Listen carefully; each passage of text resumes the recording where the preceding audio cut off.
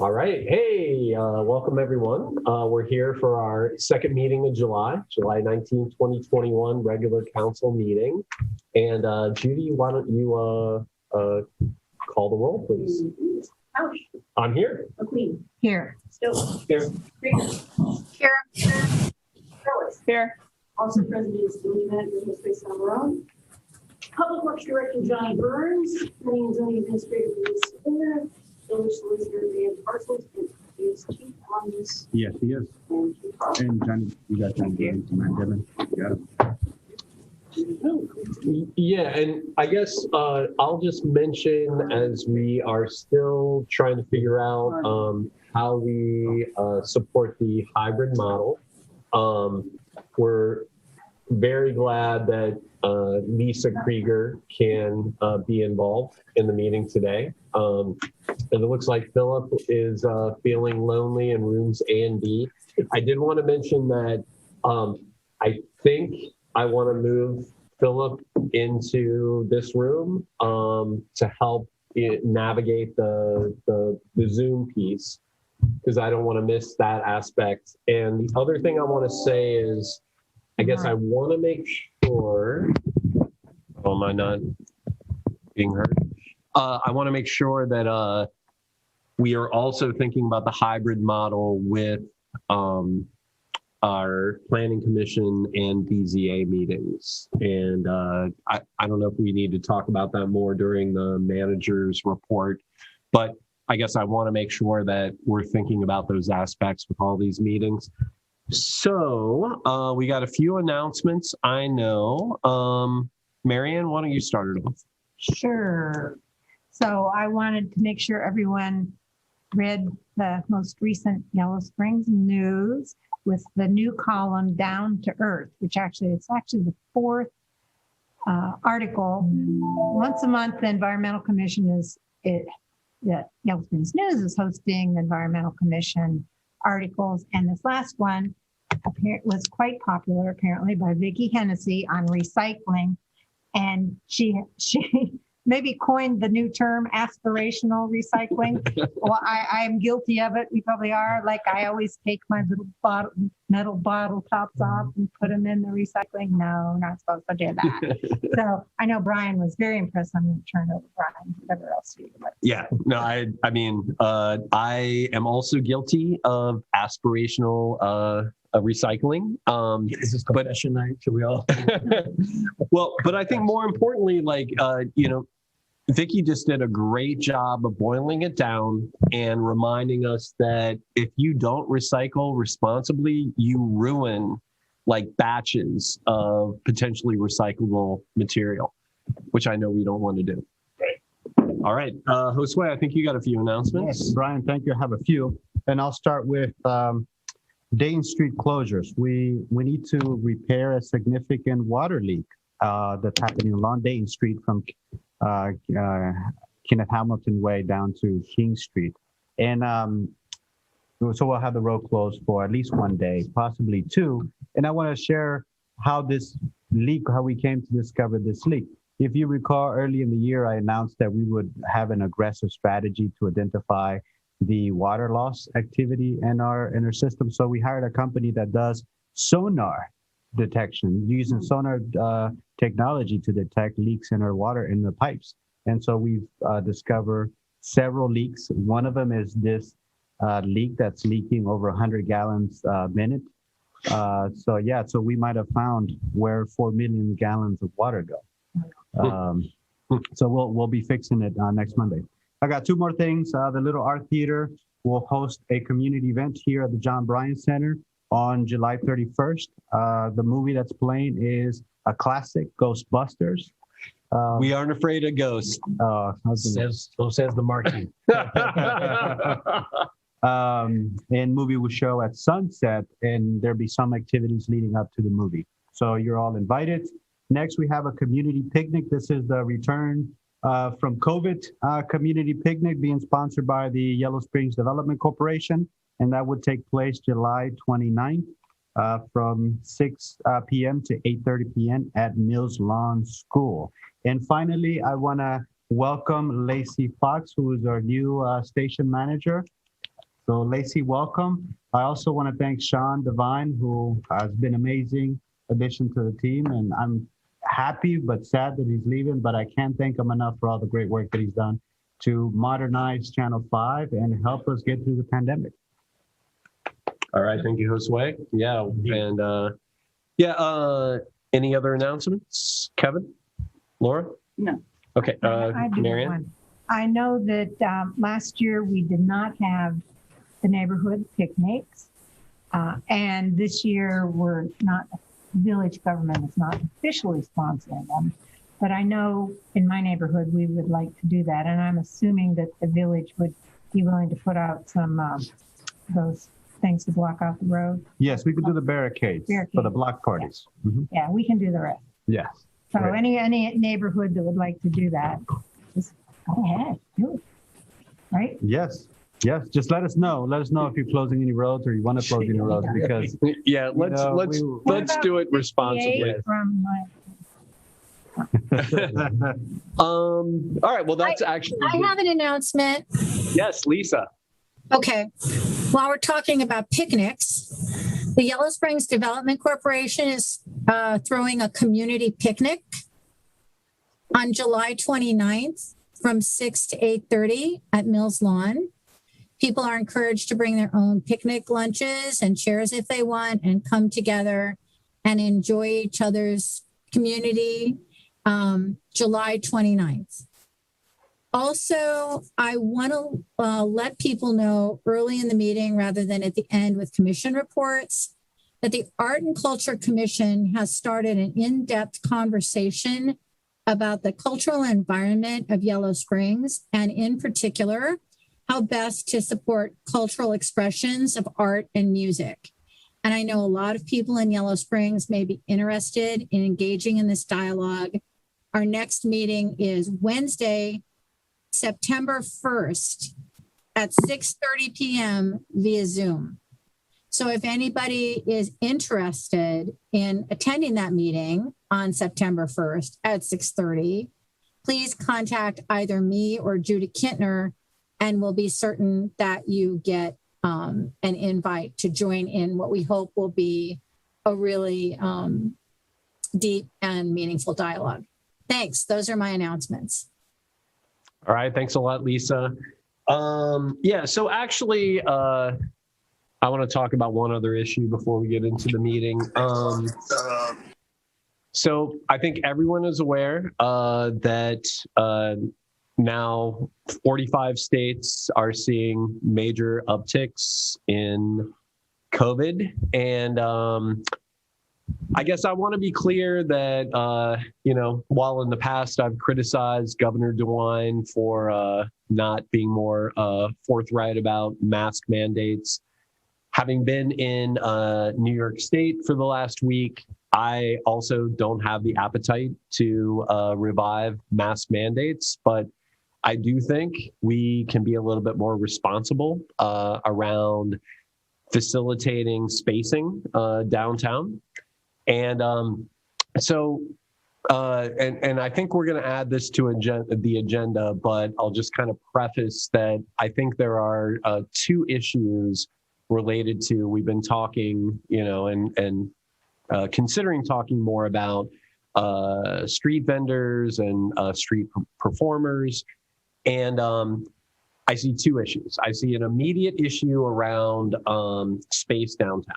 And I continue to be concerned about folks just, setting up in front of the hotel, not on the hotel's property, but on the sidewalk. We have some, other folks that are setting up downtown, and we know that we have limited space. So I think there's sort of an immediate issue around that. And we do have ordinances in place around requiring permits, which we have never enforced, at least as long as I've been here. But there's another issue that I think we can address, which I've been hearing more and more of our brick and mortar folks talking about, which is, I'll just refer to it as unfair competition. Folks that can basically set up wherever, they're not paying property tax for sure, probably not paying income tax. but maybe they are. And, and basically, in some cases, selling the same products that our folks that are paying those taxes are doing. And I've heard enough concerns around this that I think we could transition into something that makes more sense. So I'm not clear that the village should be supporting letting people set up wherever they want, not only because of COVID protocols, but also like in terms of supporting our local businesses. But I think this is going to be an ongoing conversation. What I would like to do tonight is actually, I wanted to bring back the ordinance that we passed during, the emergency to shut down the street vendors on public property. But I think at a minimum, if in the short term, we could just enforce the ordinances that we have already. So I just wanted to preface that because I'm pretty concerned. And I think that, again, I'm not going to be advocating that we go back to requiring masks, but I think we can be a little bit more responsible about how we're treating our destination downtown. So anyway, so we'll, I think, probably be adding that to the agenda. And so let's go ahead and move to the consent agenda. And we have one item, which are the minutes from the last meeting, and I'll entertain a motion. I move. Second. Okay. All those in favor signify by saying aye. Aye. Any opposed? Okay. So review of the agenda. So I want to add the street vendor thing to, I think it's probably new business. I'm not sure it's ever been officially on the agenda. Anything else? I thought that was on the agenda, but maybe not. I guess, but I would like to add a conversation about the Black Lives Matter banner. Okay. Yeah, I guess you're right. We do have kind of something under old business. All right. So Black Lives Matter banner. I think that is new business. Anything else? Brian, Laura, are we keeping health? Yeah, I would like to. I'd like to say something about it. Okay. Only 5 minutes. All right. Anything else? I just want to say I'm having a hard time hearing Curlis. If you could bring your microphone closer to your mouth, and also Kintner. Thank you. All right, thanks. Okay, so then petitions and communications, Mary Ann. Yes. We had 2 communications in support of having the Black Lives Matter banners up ongoingly. One from Brittany Leedy and one from, I wrote, pardon? Well, yeah, Maury Rothman. I wrote someone else's name, which I knew was not that person. Thank you. And then we had a number of communications regarding concerns about traffic and potential traffic issues, particularly on Spillane regarding the potential overdevelopment. And I'll read, and all of the letters pretty much requested a traffic study, and some of the letters also were requesting that there be different exits and egress routes to that new development. So that David Mader, Patrick Lake, Linda Mates, Joseph Amen, Connie Richardson, Beth Crandall, and Matthew Kirk all had those concerns. Then Mary Cargan had a communication about sidewalk safety downtown, and apropos to what you were talking about, Brian. The mayor had various reports for mayor's court that included the whole first half of this year, noting the downward turn in cases coming to mayor's court. Susan Jennings had a letter of support for our climate action and sustainability project. And I had Yes, I had a letter regarding Minneapolis and what that city has done regarding changing their zoning so that they eliminated single-family zoning. Okay, thanks, Marianne. We're going to move into legislation. And first up, we have the second reading of ordinance 2021-20. Judy, we could do that by title only. All right, this is accepting the annexation of 33.816 acres of property located north of East Hyde Road and west of Spillane Road from Miami Township, Greene County, to the village of Yellow Springs, Ohio. All right, can I get a motion? So moved. Second. Okay. Houseway? How do you want to do this, Brian? We did a presentation at the last meeting. Do you want me to go through the meeting, or are there any questions? I think let's again emphasize what the decision tonight is about Okay. as separate from the development plan. See if there's any questions and then see if there's any comments. Okay. So Josue, as you begin, if you don't mind, maybe you'll get close to answering this question. But as you're going through with the overview, if you could share in detail how the number of homes is affected by annexation versus non-annexation. Because I've been talking obviously to several people about this, and there's lots of questions about what the real numbers are, because obviously the rumor mill has it At 300. Yeah. So if you could talk specifically about those different Okay. sets of numbers, please. Thanks. Okay. All right. So I'll just launch my presentation and all right, we have that here. And this is essentially what we covered last time. What we're here to talk about is the annexation. We have to consider the annexation on its own and its own merits. And Brianne can weigh in on the legal matters if you need us to go over. But what's at the essence of annexation and why annex is that from a utilities perspective, we're already required to provide utilities. So that's the Struan versus the Village of Yellow Springs made that very clear. And I know one of the council members was part of the team as that worked his way through the courts. Then by right, and this gets a bit to your question, Kevin, by right, the owner can build in the township and in the village just by owning the land. There's an underlying zoning that allows them to build a certain number of homes. And I get that into a little bit of that in my presentation, more so to give folks an idea of what a potential development will look like, not that is the development. This is for purposes of doing numbers and estimates that council have requested. What are we talking about in terms of numbers? What's the utility demand, and can we afford it, or do we have the capacity? So a lot of those numbers you see in this presentation are to give you a better idea of what the potential project could be, not what it will be, but what is possible. The annexation, by having in the village, gives the village some control over the subdivision and infrastructure improvements.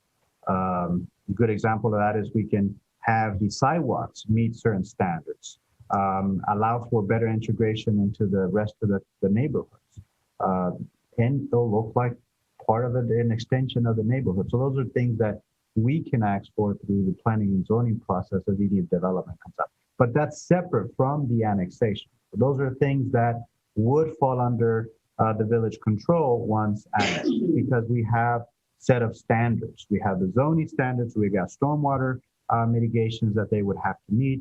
There are things that part of our zoning code that they would have to meet, that there would be a lot more flexibility, or things that they wouldn't require of them if they develop in the township. All right, so putting in perspective, what are we talking about? This is a nice drawing from a courtesy of Yellow Springs News. We're talking about that dotted area down at the bottom here. That's the piece that is the proposed annexation. There are questions that citizens had and council members, and there were a few others that came at last meeting that I'm able to speak to tonight. And that is, do we have the utility capacity to support this?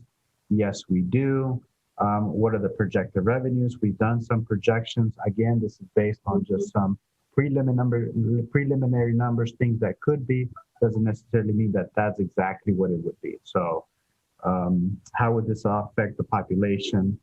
in size, and can our schools support this development capacity? And the answer to the schools is yes. I think I was reminded by an article that was written in the Yellow Springs News from September of 2020. And in that same meeting, Terry Holden joined us for the meeting to talk about what were sort of the needs that the school had. And that was attracting families because they had room in the schools. So from water services, yes, there's a capacity there. There's capacity in the sewers. There's capacity in electricity. To answer your question on the number of housing units, Kevin, we did some projection revenues based on a couple models. What could be built without annexation? What could be built in the village and in the township? And we came up with this 113 number. That seems to be a reasonable number if you're building to residential A, which is our lowest density development, and a product that Auburn knows how to build well, which is that semi-custom home that they're known for. So yeah, there could be 113 homes, 138 if it's in the village. That would allow for a little more building density. So that's what the number we're talking about. I most recently had someone tell me or ask me, are they really building 300 units? I don't know where that number came from. That's not being discussed. And if that was a number, it's really separate from the annexation conversation. So the development of the project will have its own process. It's a planning process. There'll be some potentially rezoning involved, and that's separate from the annexation. So I don't know how deep in the numbers, you need anything else you want me to cover, Kevin, on the numbers. There's a key question that a gentleman said at the last meeting where, revenue numbers are great, but show me the other side of the ledger. What do the expenses look like? And from a utilities perspective, as you know, we have significant overhead that has to be covered because of the size and the infrastructure we have. We have a state-of-the-art water treatment facility, $7.5 million. It can produce 1 million gallons a day. There's a lot of capacity there. So from at a cost in production, we'll probably have to produce more water, but not significantly more than what it's currently producing. And who knows, if we're able to get our water loss under control, we may not be producing more water. But it will contribute to the sustainability of an enterprise, a utility that has a high cost of operating. The service debt on that plant is significant. So it will contribute to offsetting operating expenses for the utility. That will be particularly the case for the sewer system and our water system. Or electric, as you know, it's one of our healthier systems. So it's financially sustainable. So that does well. But having the additional revenue for the electric enterprise would also go well. As you know, we have challenges around the resiliency of our electric grid. We have the kamikaze squirrels that knock out the power on occasion, and that demonstrates how fragile our grid is. But there's more improvements that we need to do beyond the power lines. We need to build capacity in the two circuits that we have. And there are development projects in the work that will require us to build additional electric capacities. But the revenue would help us accomplish our improvement goals in the electric grid. So I think that's a pretty good overview. One thing I want to emphasize, because it seemed to be the majority of the comments from our last meeting, is Ober has committed to doing a traffic study. So nothing really to talk about there. So I don't know what other issues we might have, but council, questions or comments? I think the big thing, and thank you, Josue and Brian, I think the big thing that I've been sharing with folks is, the overall benefits of annexation. The annexation in of itself is not bad. Ober is going to build. What that difference is you add an additional 25 homes in what is currently the township, where they can build now, given those lot sizes compared to village lot sizes. It gets you the additional 25 homes. So it goes from 113 to 138. And so, again, just out talking to people, and yes, everybody thinks it's 200 or more. I'm not sure where any of those numbers ever came from, but so yeah, just being clear and saying that to your point, from a school system perspective, from overall village revenue, annexation is a positive and not really controversial. It's all the other things that we have to deal with after that could become controversial. Mhm. So, thank you. Okay, thanks, Kevin. Laura, did you want to say anything? Yeah, it's a close call for me, closer call, because I'd like to see a real cost benefit analysis. For example, I'm fairly convinced we're going to have to improve Spillane Road if this goes in, especially if there's not an ingress and egress from State Route 68. If there was an ingress egress, we might not have to improve Spillane Road. So that's a cost. We have to put in the electric grid. That's the cost. I'd like to see that cost. We have to police it. That's cost. And actually, I think, and I'm sorry, Josue, I didn't think of this till just now, that when we provide water and sewer outside the village, we charge double. Isn't that right? I mean, the rate is significantly higher. So we actually might make more money on water and sewer if it was outside the village, because it's only 21 more homes if we annex. 25. It's a little hard for me to see the numbers up there. But so is it really a benefit to us in the overall, given the costs that we're going to have? Yeah, we'll get revenue, but we might actually, it might be a wash or come out better.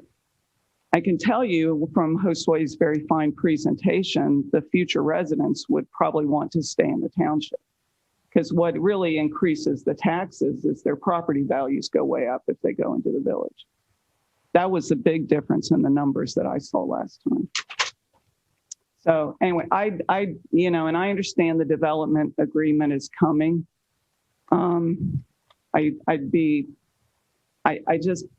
I'm not quite seeing some of the here are the costs, here are the benefits, really, especially on utilities. I'm kind of thinking it would come out as a wash either way for us. But isn't that true? Does somebody know, finance director? I mean, do we charge double? No, it's not double. It's 50% more on 50% more. And we ran the numbers. Our revenue model does consider that additional charge on township water customers.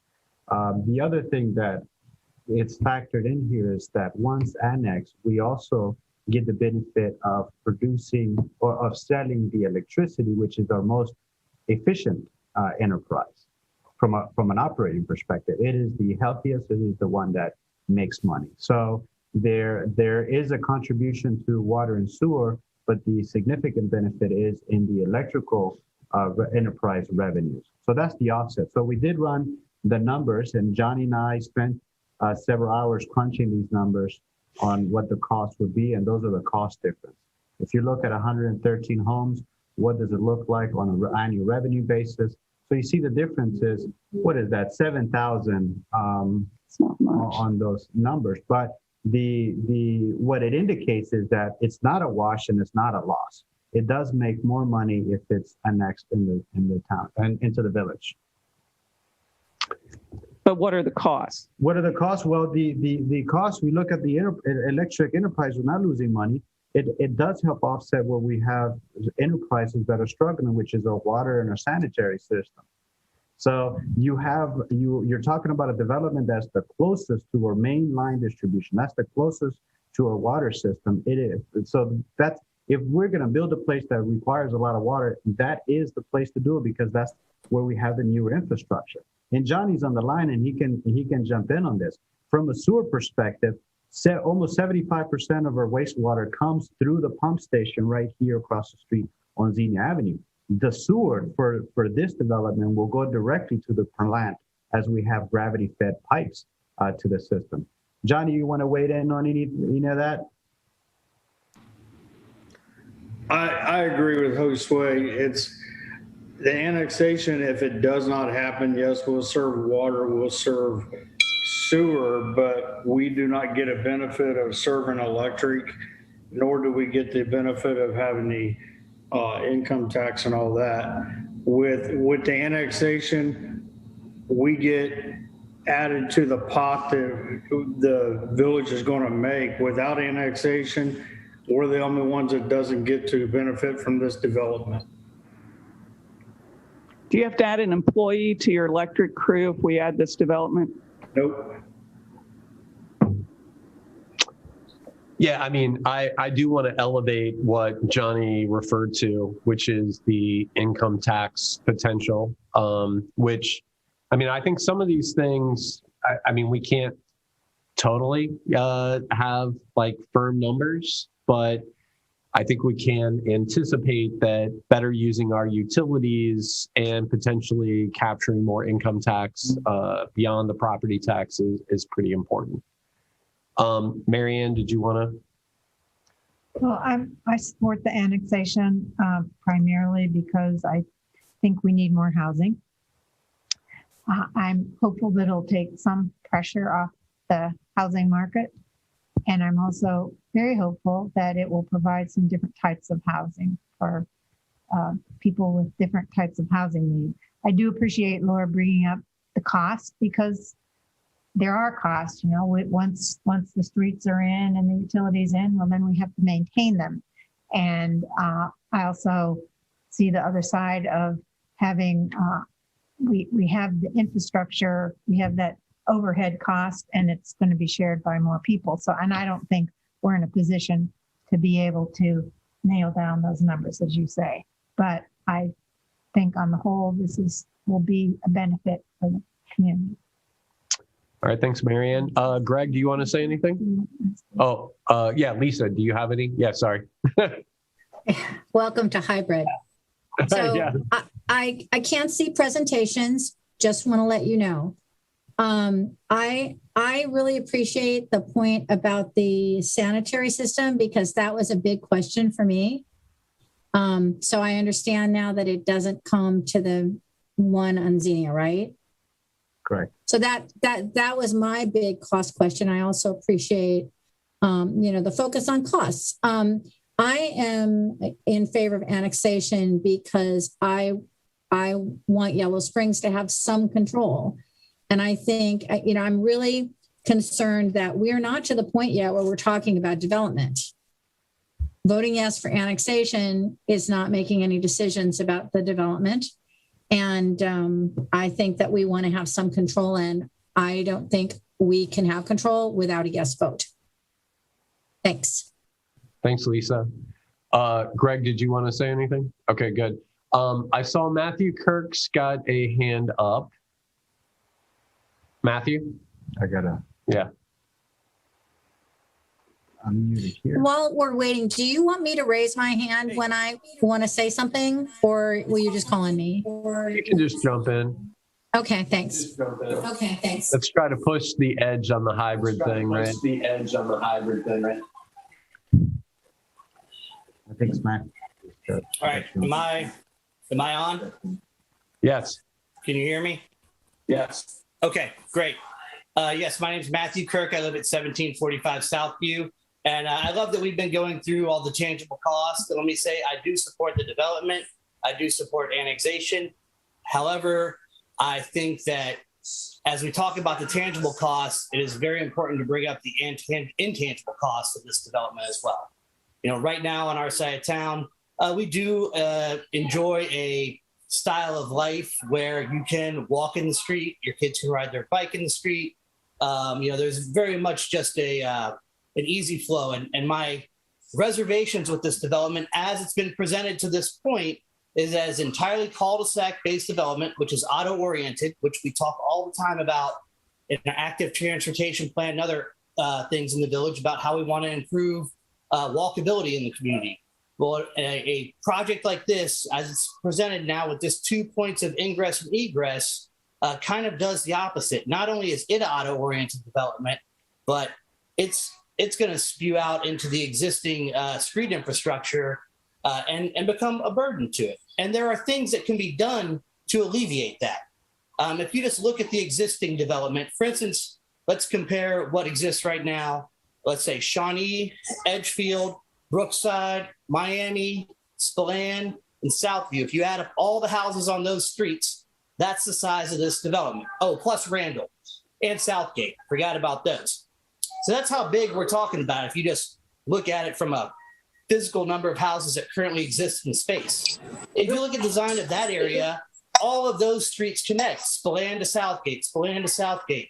So it's providing lots of inflow and outflow into the development, not just 2 points of ingress and egress. Not only that, that area also has multiple tap-ins directly to 68. So, I mean, if we just look at what's been done before, I think we can see the kind of ingress and egress that works for a neighborhood like this. And so I think it's important to really stress to the developer and advocate. I mean, I'm just advocating as a citizen right now, a resident of the neighborhood. And I know that maybe this is premature, but I don't think it's too early to start advocating for maintaining the quality of life of the people that live here, as well as maintaining public safety in the neighborhood. Because right now, the way this development's being presented is it's a fire hose out into everywhere else. And so I think that that's something that we really need to stress moving forward. All right, thanks, Matthew. And this also reminded me that I'm going to formally open the hearing, the public hearing for the second reading. I don't like that echo either. Yeah, I'm sorry. I need a Matthew there. All right. Yeah, thank you, Matthew. And, I think it's really important to also emphasize, as you said, some of the issues that are going to come up with the development agreement discussion. Megan. Hello, Megan Bachman, Yellow Springs News. I just have a question. I think I was a little I misunderstood the conversation back in last September about the development agreement, how this would be rolled out. So I was wondering if you could give a little bit more information about the development agreement. At that point, there was a draft development agreement. There was a committee, as I understand. It included some citizens, some council members.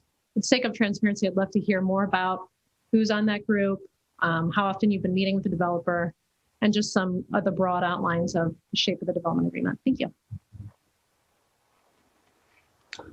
I can jump in on that. There's a few things I can share. What I can share is let's keep it brief. Yes. To go back to your question on how the things would be staged, if you will, how they would, in what order they happen. I think that we covered that this is the development agreement separate from the annexation.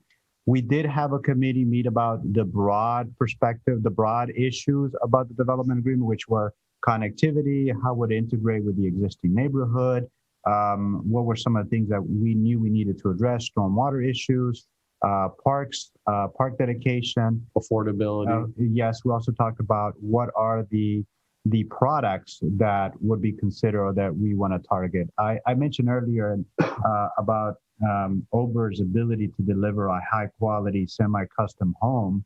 And to put it in perspective, what I know, some of the things that I've heard from our citizens are what kind of product they bring to the table. And they're not a Ryan home and they're not the MI homes. They have a very particular product, and it's a nice product. And while I think it would do well in the township and in the village, there's also housing goals that the village has adopted for many years. Specifically, the Bowman housing study that talked about the missing middle. And so we wanted to engage the developer on, given what they're able to, if they will consider the information that we have on our community's need, and if they consider that as they think about any future development. Now, that's still a conversation. That development agreement will come to council, and ultimately council will decide on that development agreement. Is that good enough? But that gives you the broad items that we've been talking about. Some of it are key things like infrastructure, sidewalks, easements, stormwater, and whatnot. And that's been the primary focus. And so we got community input. How important were these things? And we got a good pulse on how important they are. And we'll keep that in mind, as we'll keep what the citizens have shared so far in mine, in any conversations I have, and what I'm able to discuss with the developer. There are some things that I'm just not able to discuss or request or ask. And so. And in terms of who's been involved in those meetings, Marianne and I, Josue, Denise, Johnny, Holmink was involved in one of the meetings, and Matthew Kirk was in that. oh yeah, Matthew Kirk was. Joshua Miller was there. Yep. So yeah, so we had, and but as Josue said, it's been, really kind of like brainstorming sessions, I think, at this point. Okay. All right. Any other questions or comments? I do have a question for my edification of Mr. Smith. Greg, guess we should call you Greg. We're going to. It's fine. Mr. Over as mistakes were made. Just thank you for being here. This is my edification. Last week, as I was going over the minutes, you referred to the Oak Brook development in terms of the number of egress points. Could you share with me how many homes are in? Oak Brook has 99 homes and 1 point of egress ingress. It's on Little Sugar Creek Road. We built communities of all sizes, but that was what came to my mind is most notably the similar population size, at this point in time. I don't have any in the 140 that I could reference off the top of my head. But like I said, 2 points of ingress, egress, it should be even less impact than what Oak Brook does. And I reference Oak Brook because honestly, it's a place I visit on a weekly basis. It's on currently a fairly narrow road there in Sugar Creek Township. And the road does have quite a bit of traffic, but you'll see by the road coming in and out of my community that we are not a major contributor to that traffic.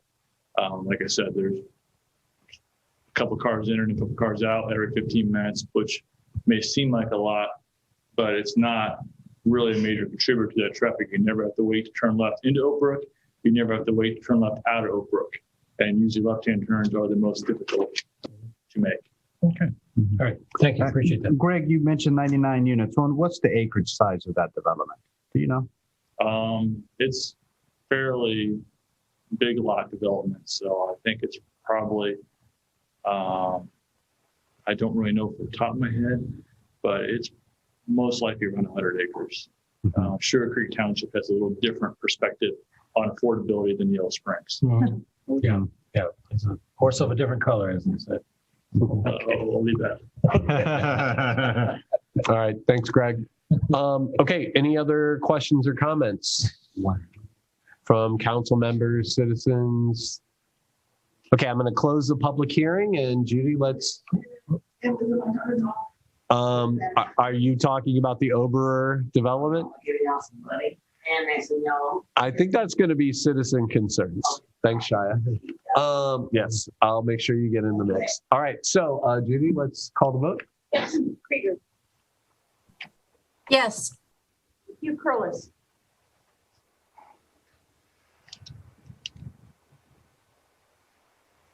Yes. McQueen. Yes. Stokes. Yes. Couch. Yes. Thank you.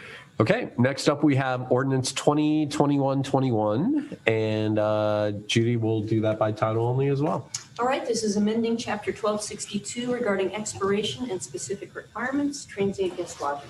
Okay, can I get a motion? So moved. Second. All right, I'm going to open the public hearing, and Denise. So this is changing a few things in 126002. The expiration date for a conditional use approval from 1 year to 2 years, and allowing the zoning administrator to make the decision on extending it to a third year if needed. It also further defines location of a transit guest lodging. Planning Commission wanted to have some sort of way to gauge by a measurement how close in proximity in a neighborhood one transit guest lodging could be to another. So that's also in this section. Another, just to clean up, we referenced the health department is the one that does the occupancy permits, and that's not correct. So we made it a little bit broader than that and just talked about health, safety, and welfare, since we don't know what entity it's going to be. Typically, it's the building department, so it may end up being us again anyway. And then designating an outdoor smoking area on private property that is located at least 15 feet from all property lines, and requiring proof of commercial insurance for the non-operator occupied TGLs. And there's only a few of those, and you have a moratorium on any more. So. Okay. Questions or comments from council? Yes, I have a question regarding the 500 feet on, okay. Mm-hmm. Is that as the crow flies, Yes. as they say? I asked that question. To the Planning Commission. So it could be yeah. one So block it's to the closest property line, the closest property line. Okay, thank you. Well, so since you brought that up, I guess that's one of the things I've heard is that 500 feet seems extreme for our size of a community. So Extreme, which way? that's too broad of a distance. So Like 5 I don't properties disagree away. with that. This was just discussed at Planning Commission. That's what we came up with. Mhm. But I mean, you have the opportunity to amend it. Okay. Well, so I mean, since when you don't think about- disagree, what do you think? Well, when you think about, if you only go with frontages, Mhm. I mean, typically frontages are anywhere 50, 60 feet in a compact area. So you're talking about 10, on a block, you might be 10 houses away from another. Mhm. But if you get into your larger properties, then like in RA, then that would be less dramatic. So how does this affect the, I guess, affordability piece where we want to, let people have, accessory dwellings to stay in town? I mean, does this? Well, I mean, Does you can this have an have a accessory dwelling unit and not rent it out to, as a TGL, you can rent it out to someone who lives in it year round Uh-huh. or month to month. So it's kind of more of a TGL thing. Right. All right. Yeah, it's totally Okay. related to that because it really, we have a map that we developed, but it's still subjective as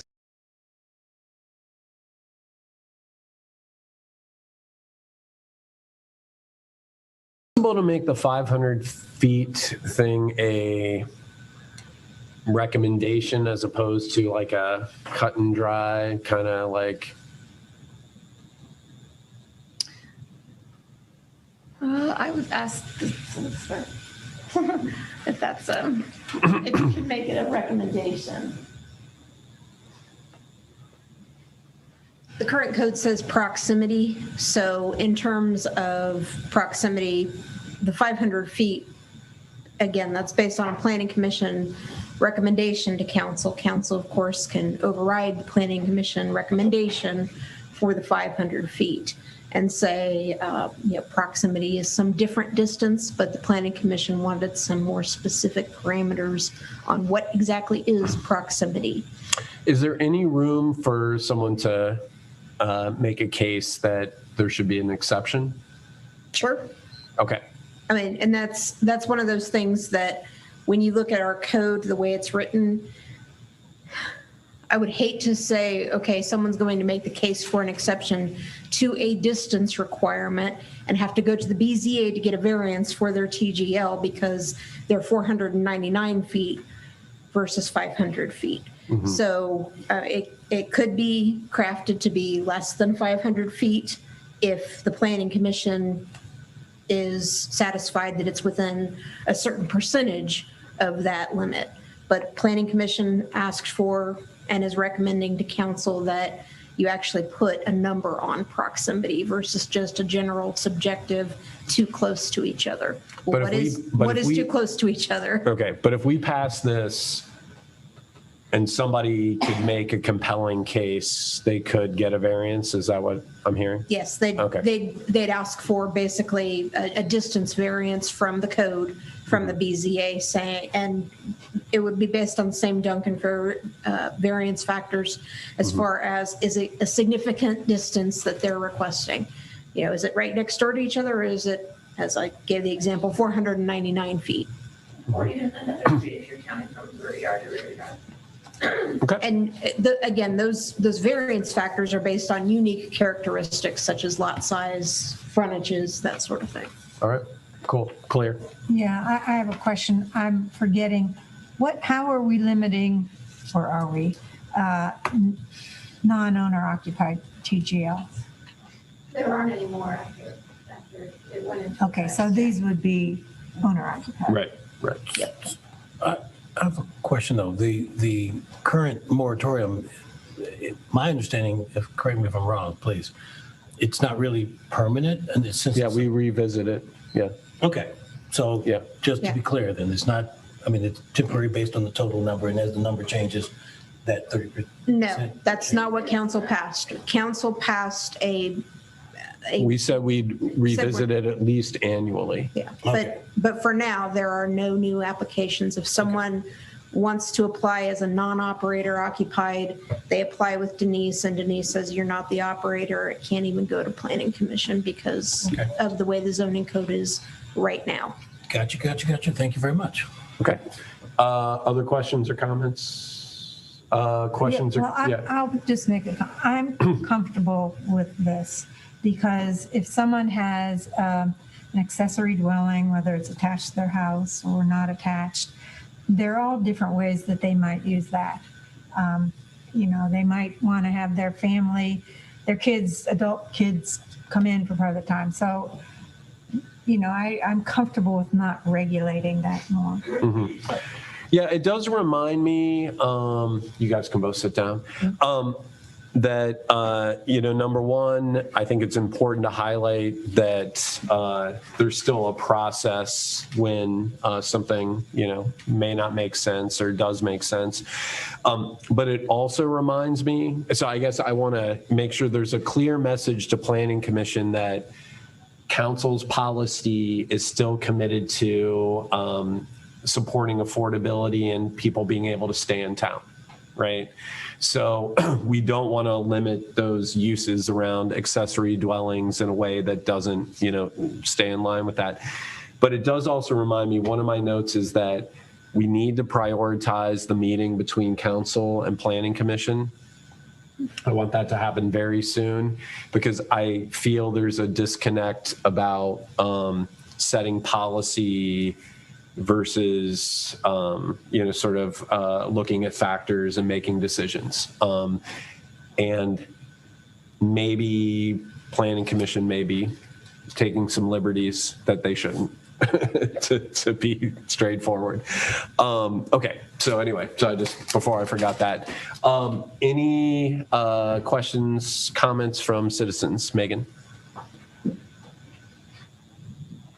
Megan Bachman, Yellow Springs News. I just want to say, having watched several planning commission meetings where they're wrestling over these applications, the way that it's currently written is often so vague that they're unable to really have many reasons to deny. So from my perspective, it's just giving them a tool to potentially deny. And then as a citizen living in a neighborhood where there are, you know, TGLs within stone's throw of each other, it seems like a good number to start with. And, you know, if BZA gets overwhelmed, could potentially be revisited. But I like the clarity and the additional power that this would give the Planning Commission. So thank you. Thanks for that comment. Anything else? I would just second that. I mean, Planning Commission needs something, you know, and really, Brian, it's consistent with, I think, I don't think that we're going astray. I actually think Planning Commission is trying to find a way to keep ADUs from becoming short-term rentals so that they are available for longer-term folks to live in. Right. That we, you know, we could become a town like other places that have a real problem with people. We don't have a community because we don't have people living there long term. Yeah. And so this is totally a measure that we need. Planning Commission feels they need something to hang their hat on. Yeah. And thanks for saying that, Laura. I want to, I guess, make sure that we do have that clarity because I feel like yeah, maybe there is a disconnect. And, again, we've been talking about for a while that we need to have this joint meeting. And so I want to do that. But I totally agree. Okay, so we're going to close the public hearing, and Judy.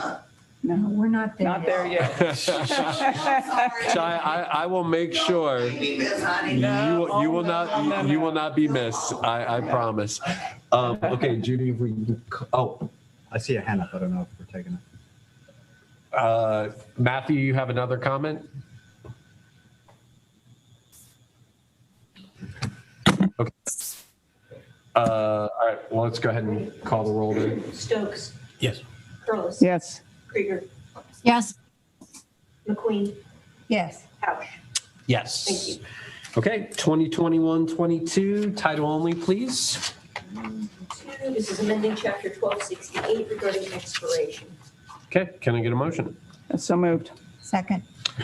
Okay. Judy, could you put your microphone closer to your face, please? Thank you. All right, Denise? Yeah, this is allowing the same expiration date for site plan reviews as presented for conditional uses, increasing it to 24 months from 12 months. Okay. I'm going to open the public hearing. Any questions or comments? So basically, this is housekeeping. Yeah. Well, just due to the reality of the construction market, what's going on with the trades and so forth. Yep. Thank you. Yep. Yeah, that's a good move. Ability for people to afford to get their projects done.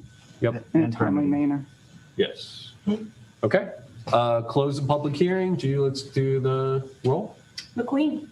Yes. Curlis. Yes. Krieger. Yes. Stokes. Yes. Couch. Yes.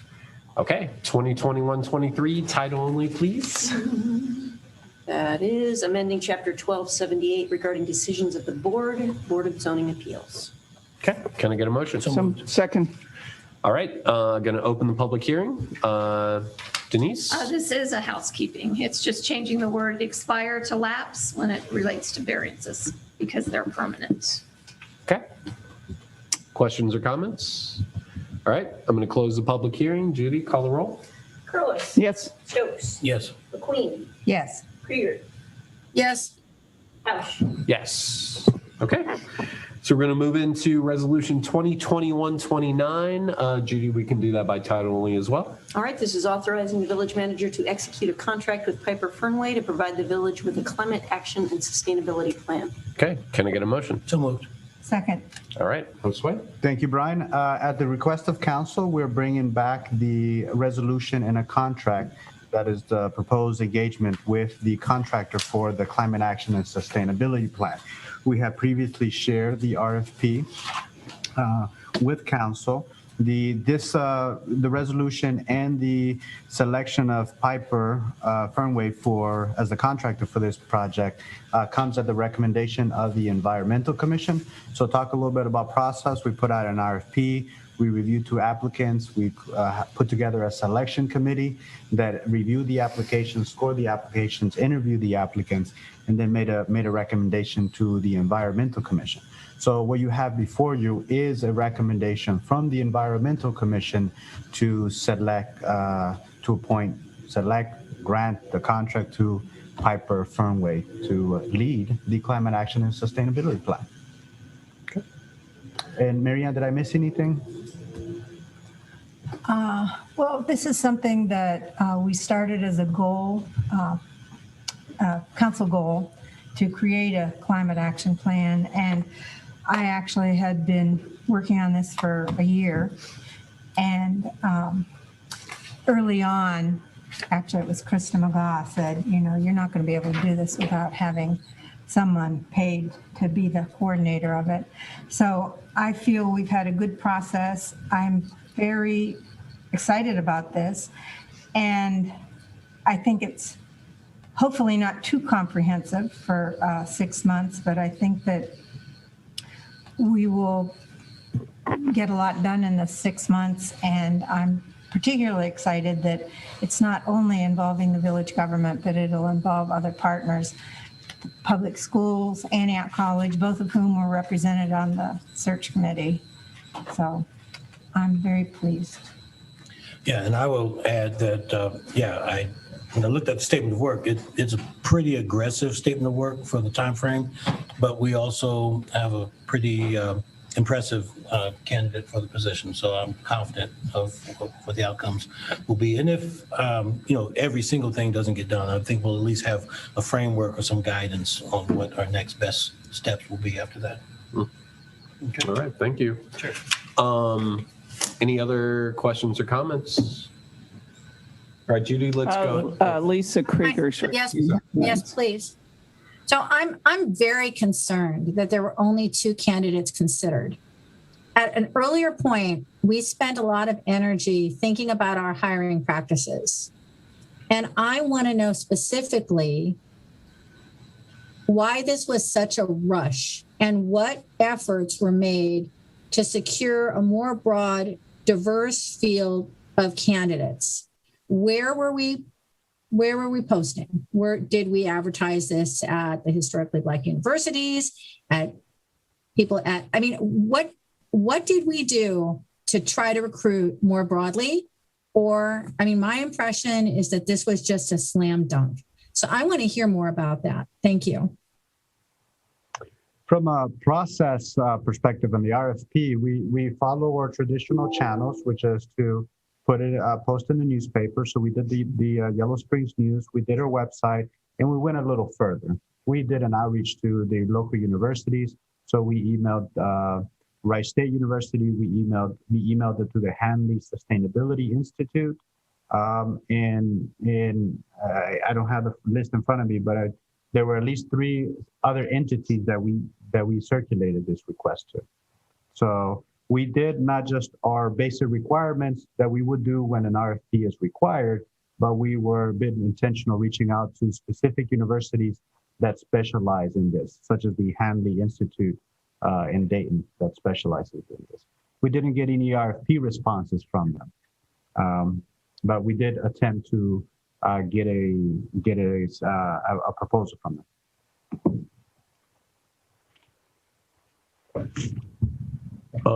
Okay. Other, Megan? Yeah. I was just wondering if you could share some biographical details of Piper and her qualifications. Thanks. Yeah, I can. You can do that? Okay. So she has no, we're not there. No, I'm not trying to cut in. I'm just saying, excuse me, I'm gonna have to leave. I got a long list. And I'm here for sidewalks, like a Lustig sign. And everybody else is in the areas. The villa, the ranch, and after litigation, So, Chaya, we're probably about like. I just need a paper which I'll name, address, and number. I'm going to invite you to the inauguration of my ward and swear it in on the 9th of August. And my birthday party from the 1st to the 7th. Ms. Char, why don't I get you that? And yes, I can. Okay. And I know.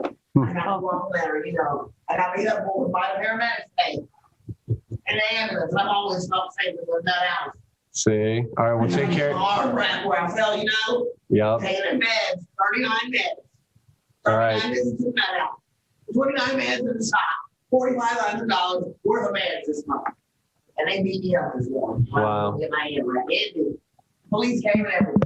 I told them to get them. Paul, can you come up? And they roll out that door. I'll leave my mark. Thanks, Chaya. Take care. I'll get you the list. Go get it, send me what? I need it. You got it. Why don't I leave it down in dispatch for you? Will that work? No, please, I'm here. Okay, no, please. Yeah, no, please. You got my email. Can you email me? No, I don't know how to do that. I don't have to read it. I can get it to her. I know where she lives. Library. I can't get down there. Judy, give it to me. I'll get it to her. You'll get it to I'll me? get it. We got you. All right, thanks. Okay, yes, please. All right. Okay. Yeah, I want to. Oh, you don't want to run through one. Right, I got that. Full service. Love it. Yeah.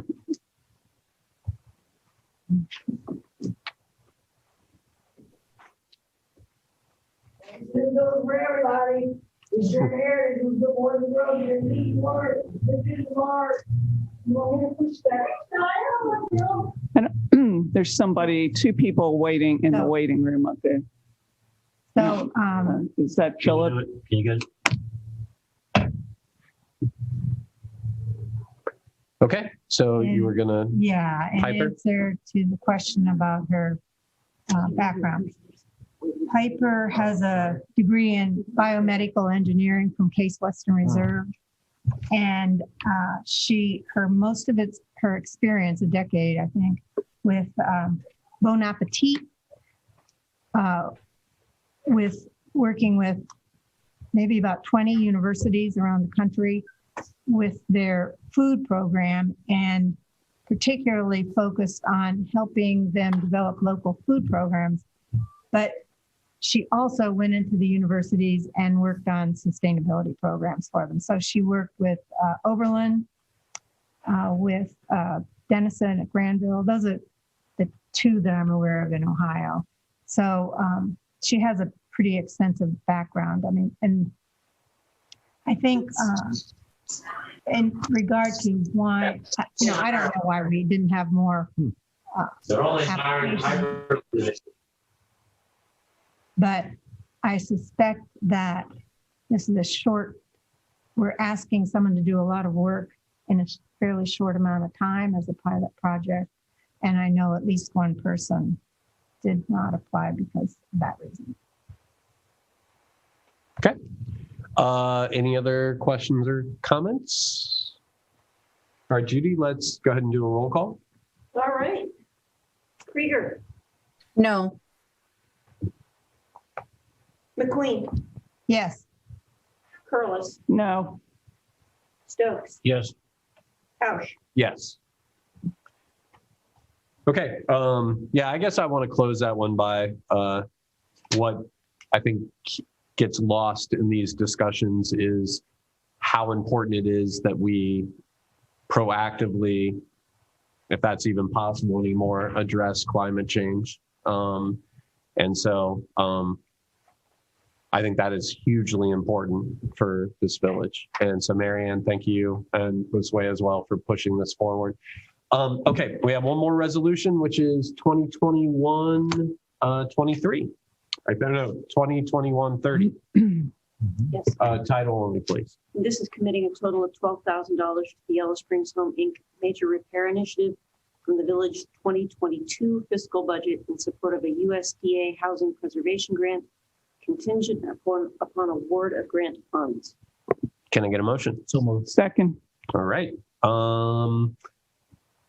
Brian, Yeah. thank you. This is formalizing an action that council made clear and did a vote on. So this is the resolution necessary so that we queue this up for the 2022 budget. So as Judy mentioned, or as she read it in title, this is for the fiscal budget in 2022. So we're formalizing the action, so we put it in the budget process for next year. And Josue, do you want to highlight what that 12,000 leverage is? Yes, leverage a little over 200,000 and improvements to repair grants for low-income families, property owners in the village. Okay. And this has been a goal of council for several years to try to really make a difference around, I think, another aspect of affordability. These kinds of repairs are directly related to saving costs, utility, and otherwise. Any questions, comments? Marianne? Yeah, it's really hard to get money for this. It's really hard to get money to repair homes, although that was really what the emphasis should be. So I'm very happy that we are able to support it. Yes. Okay. Anything else? All right. Questions or comments from citizens? All right, Judy, let's do a roll call. All right, Stokes, Yes. McQueen, Yes. Krieger, Yes. Curlis, Yes. Tausch. Yes. Thank you. Okay, we are now at citizen concerns. So this is the point on the agenda where we welcome any comments about topics that are not on the agenda.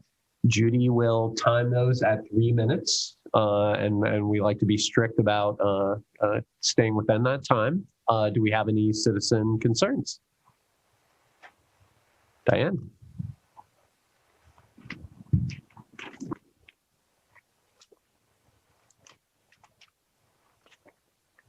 Hi, Diane Diller, resident of Yellow Springs. I'm here about the Black Lives Matter banner, that big one. What That prompts? actually was added to the agenda, am I correct? It was, she may not have heard Yeah. that. Yeah. I thought for tonight. Yeah, we Oh, I did. thought it was added another time, and I thought, well, go home, Diane, and come back. And I It is a thought, little no, I'm hard to already- follow. Yeah, Yeah. but you know, go ahead. We're good. Oh. Yeah. So now I'm confused. You are going to talk about that tonight? Or another We will time? talk about it further, but it's okay if you want to finish your comment now. Yes. Okay. Well, I'm totally delighted that it's been added to the agenda because I agree in having it put back up. And I was concerned when I heard that efforts to have the discussion with the village were not going anywhere. So I'm delighted that that's been added to the agenda. And I want to draw upon what Maury wrote in a letter to the editor in Yellow Springs News in July 8th issue, because he says it so well. As we enter into the middle of 2021, we must recognize that now is not the time as a village to try to return to a pre-2020 status quo, but rather we must double down on our efforts to challenge white supremacy in our country and in our village, and to make this town a place not just of kindness in a general sense, but of unequivocal anti-racism, of safety and solidarity for all. And I know I, for one, need a constant reminder that Black Lives Matter, because as a white person, it's very easy to just get caught up in my own white little world and forget what is going on and the experience of people. And having the banner up is just one more reminder that I really need, and I'm imagining could be helpful to all of us. Thank you. Thanks, Diane. Appreciate those words. And yeah, so we will talk more about this when we get to new business. But I think one thing we've realized is what we initially thought of as being a schedule of banners is more of a policy issue. And so that's why I think we've added it to the agenda. So thank you. Any other citizen concerns? Megan. Megan Bachman, Yellow Springs News. I'm just wondering if there could be an update given about the Ellis Pond, either now or in the manager's report, because there was going to be testing and maybe there's been some strategies, and I'd be curious to hear more about that and the costs and how it's going. Thank you. Cool. I could do that managers or now? Do it now. Okay, you might have seen some Bartley Bells over at Ellis Pond. The Bartley Bells came out as a part of the strategy that we had with a pond expert on pond management.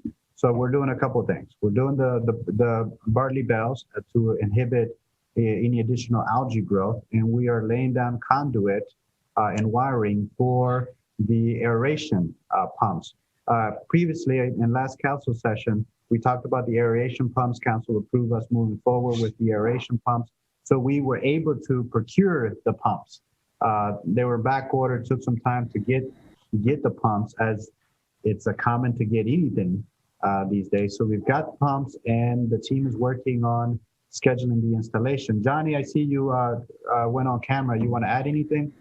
They started trenching and changing the service today, so we can get that done. And then hopefully by the end of July, we'll have the aeration pumps in the pond.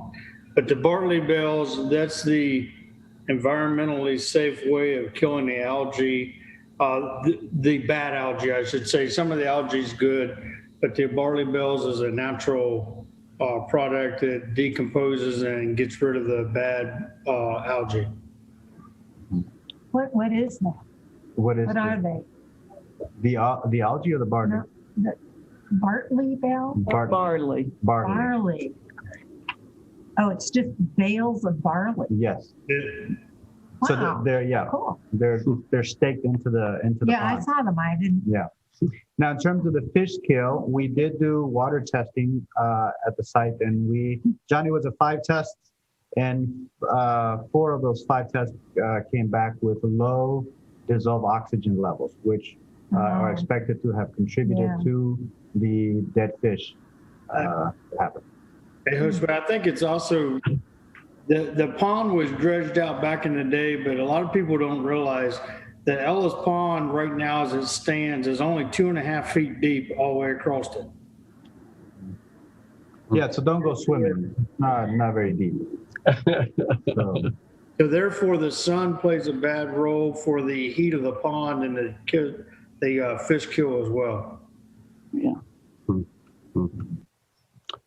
Okay. Any other citizen concerns?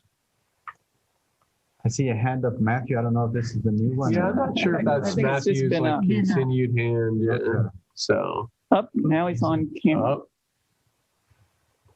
Is that a citizen concern, Matthew? Hey, yes, my hand has been up because it's been up for, I don't know, I've been trying to make this comment for a while. I know we were talking a little bit about the transient guest lodging thing. And another thing I have noticed is, and I don't know how this falls into your purview, but people buying just second homes here that sit vacant, or people just buying houses and just letting them sit. Like we seem to have more and more of that as well, I've noticed. Yeah. So the same, that's also affecting the rental market, I guess is my point. I don't know how you handle that, but and I think it impacts it the same way the TJLs do. It's just another product not available. Yeah. It's a great comment, and I think it's also a good reminder for Planning Commission. Sorry, I had to mute him with that. Yes, that that is one of the things that we said we would look at is a vacant property inventory or whatever it's called, or yeah. So so we need to address that. We need to discuss it. And there was another effort in previous years to do an inventory of vacant lots for infill opportunity. So that could also be paired, if you will. I guess what I would like when we do investigate it is some kind of tax, some kind of either carrot and or stick. There's a house that I used to, and there's some communities I think would do that. A house that's been vacant for decades on East Davis Street, and one that was on West Davis Street that had to get torn down. Decades, no one was in it. Yeah, it does remind me when we get to manager's report, I have this idea of an action item section of our agenda, so we don't lose track of some of these things. And I think Lisa Krieger will appreciate this as well. But I have a few things like this. But I think it's very important as we try to be more connected with Planning Commission that some of these things get addressed. So, yeah. So thank you, Matthew. Okay, so I think we're going to move into, we don't have special reports, so we've got old business, and first up is an update on the Citizen Community Review Board. Yes. Laura, you going to start? Yeah, thank you. Lisa and I have been working with Ellis Jacobs to identify legal counsel with a background to help us evaluate the proposal, but then move it into a form that could be passed by council, such as an ordinance. And we think we have identified somebody in Columbus. We would like to talk with that person soon, maybe this week. We can even set it up. But one question I had, which I'm sure is going to come up. I mean, people, as Brianne knows, and I know, lawyers who do a certain kind of practice, a specialty practice in particular, they want to be paid usually for their reviews. So I guess the question I have is what available funds are there in the legal budget for specialty legal counsel? I think we had some appropriated for that sort of work. Yep. We do. So, I mean, I don't need an answer right now, but I just kind of need, I'm going to maybe circle back to Josue, because before Lisa and I call this person, I'd like to have some idea. Okay. So, I mean, so I don't part think of it this would be is- a huge amount. I mean, it's a short proposal relatively, so. So part of this is getting some approval for some funding to do that. Well, it certainly would be within the budget for the village solicitor. You know, it's not going to be $30,000, probably going to be a few couple thousand, I would think. Right. So it's not something that would have to come back to council. Well, I'd like council to approve it myself, so. Okay, we approve a budget up to $2,000 for specialty review? I would. Yeah, we don't have a whole lot of money allocated for lawyer expenses. We're really tight budget this year. We've got the retainer for the village solicitor, and we had a small amount for legal matters that were still pending. So I can't speak to what's available until I have a conversation with Matt and looking at what are projections and what costs we're looking at. So I think I'm in agreement with you. Perhaps it's something that needs to come back with council. And when it comes back to council, we can come back with the numbers that will be unbudgeted for, that we don't have a spending plan for. I have a question in terms of the legal review. Can I just pause in on that one, though? I'm astonished by those comments, Josue.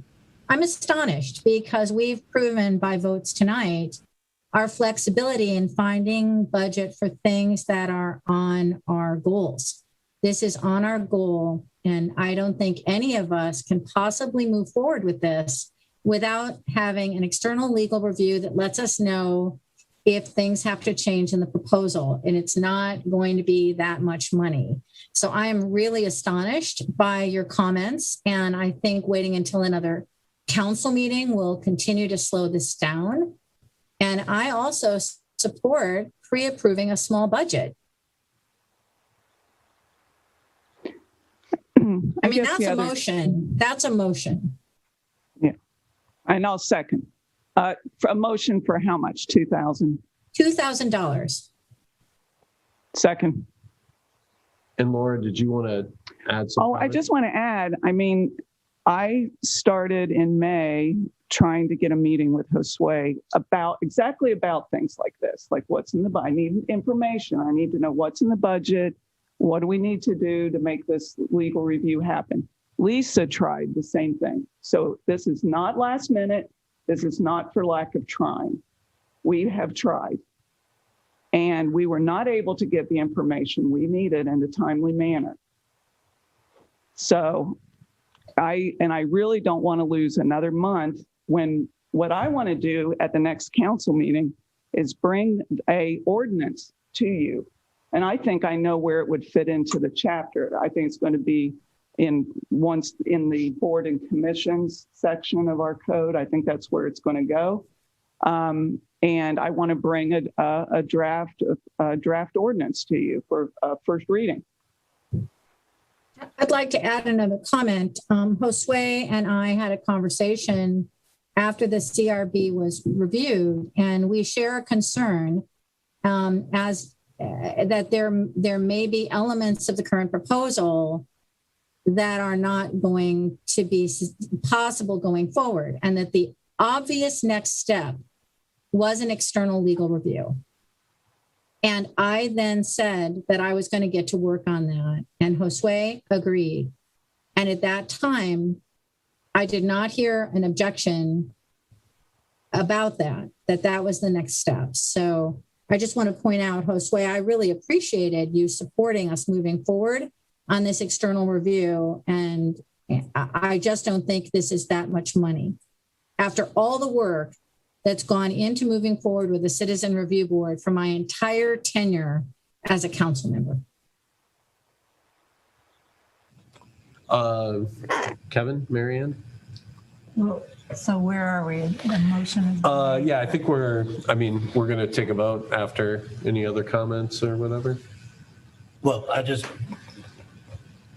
I sort of lost the thread on this because I knew that there was going to be a review. I think there was there was a possibility that some of the things that were being proposed were not legal as they were in the state. And so I was waiting for that to get resolved. But I didn't know that more action needed to be taken to move forward with that review. I'm inclined to respond about some of the other votes that have gone on, but I would just say that vote a yes vote that I made earlier was not a budget impact, and so I'll leave it at that. I'm comfortable voting for $2,000, but I would not be comfortable having an ordinance come at the next meeting without a chance to look at the product and see what we're talking about. Yeah, so I also agree. I don't think council's ever wanted to hold up this effort, but I do think we've constantly had a lack of clarity around, I mean, even with this ask, like, what is the legal review about? Like, I'd love to have a one-pager that says these are the deliverables, but I'm not going to hold it up, because of that.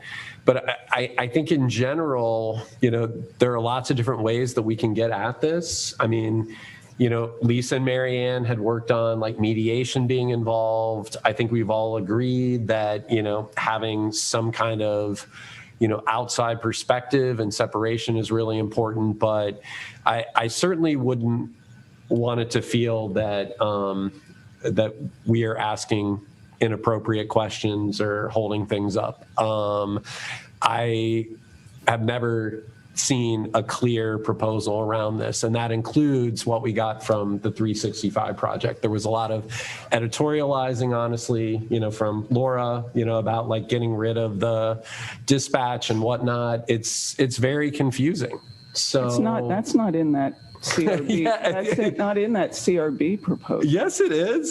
There's 2 pages of you like talking about answering questions about how we should get rid of dispatch. Which should not have been part of that. That's in response to somebody's right, question. but that shouldn't have been part of that proposal. So I just want to be honest that there are legitimate reasons why there are different feelings around this proposal. But that being said, I'm going to support moving forward with some outside guidance. But we just in general need to be better about like expressing what the deliverables are around these asks. Brian, let me help you. Yes. It's not that hard. You need a legal opinion. You need, just like a Brianne doesn't feel comfortable doing it, or she would. Laura, please don't put words in my mouth. Well, I'm saying you said. But what I will ask council. I asked you that. Is what is the protocol that council has followed before in requesting outside counsel? Did you have council members responsible for going out and interviewing and hiring attorneys?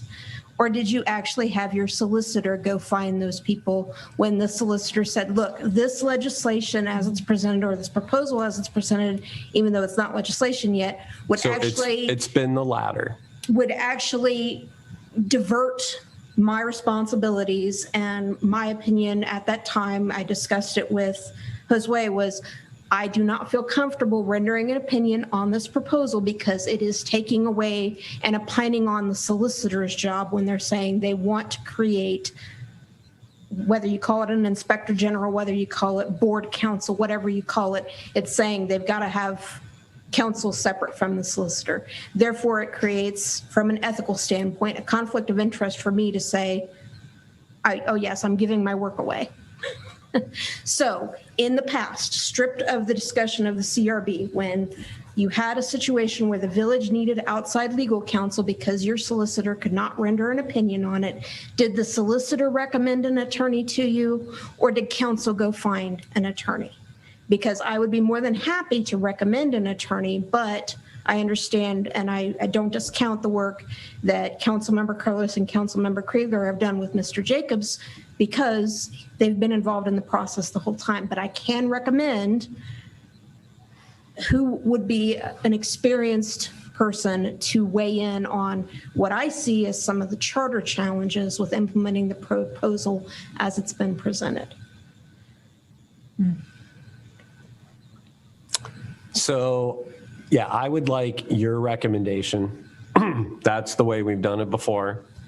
And, again, what I don't appreciate is in all of this discussion, any suggestion that any council member has been obstructionist around this.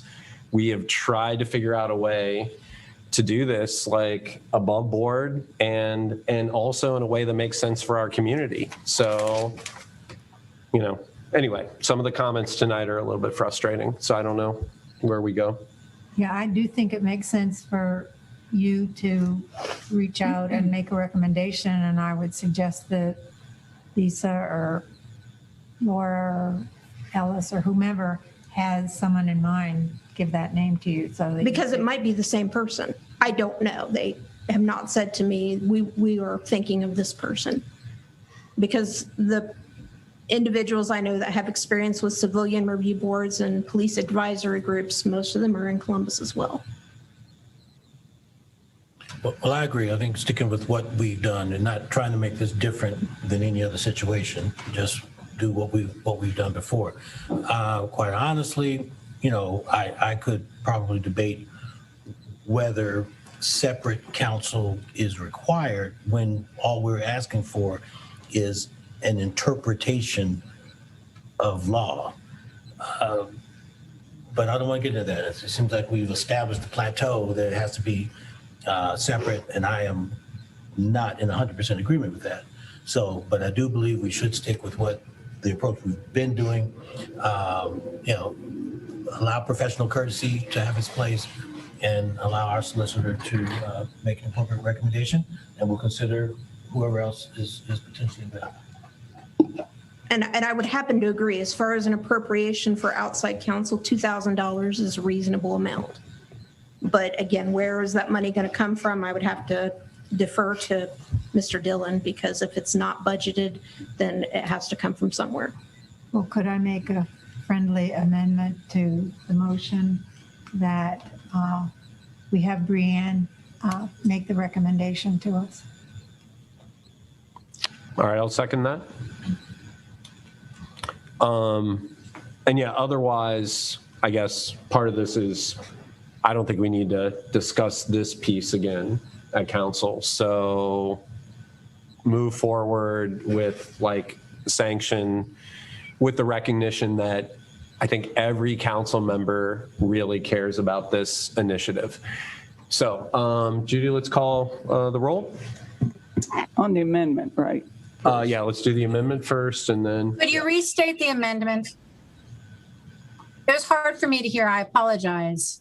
That our solicitor make the recommendation to regarding whom to use for this legal opinion, and that either you or Laura or Ellis provide names of whomever you have identified for her to put in her queue.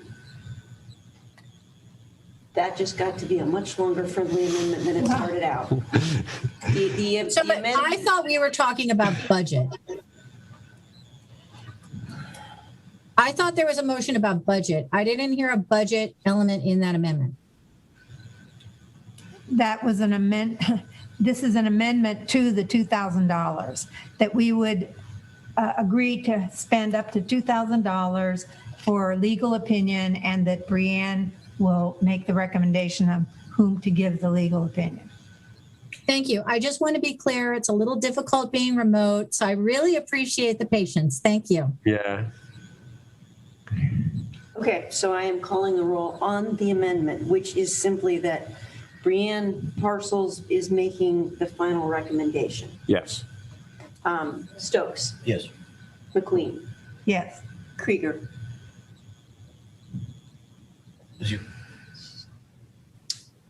No. Curlis. No. Tausch. Yes. Okay. And now let's go ahead and call the roll on the amended recommendation for 2,000, directed by Brianne's recommendation. McQueen. Yes. Stokes. Yes. Curlis. Yes. Krieger. Yes. Tausch. Yes. Okay. And I'm really glad this is moving forward. Can I finish my report very quickly? Yes. In your packet is, it couldn't have been more timely. It's a report from the National Association for Civilian Oversight of Law Enforcement. NACOL is their acronym. And it released its first of its kind report detailing a set of evidence-based practices to ensure oversight of law enforcement that is effective and sustainable. So I just want to point out how important this is in this group and this report. And the key recommendations from the report for effective oversight agencies. And I was quite stunned when I read these bullet points, honestly, because here our process, which started in September, which was a wide community-based effort, really the collective minds of the people involved came up with a proposal that is clearly includes these elements. And so they're worth reading.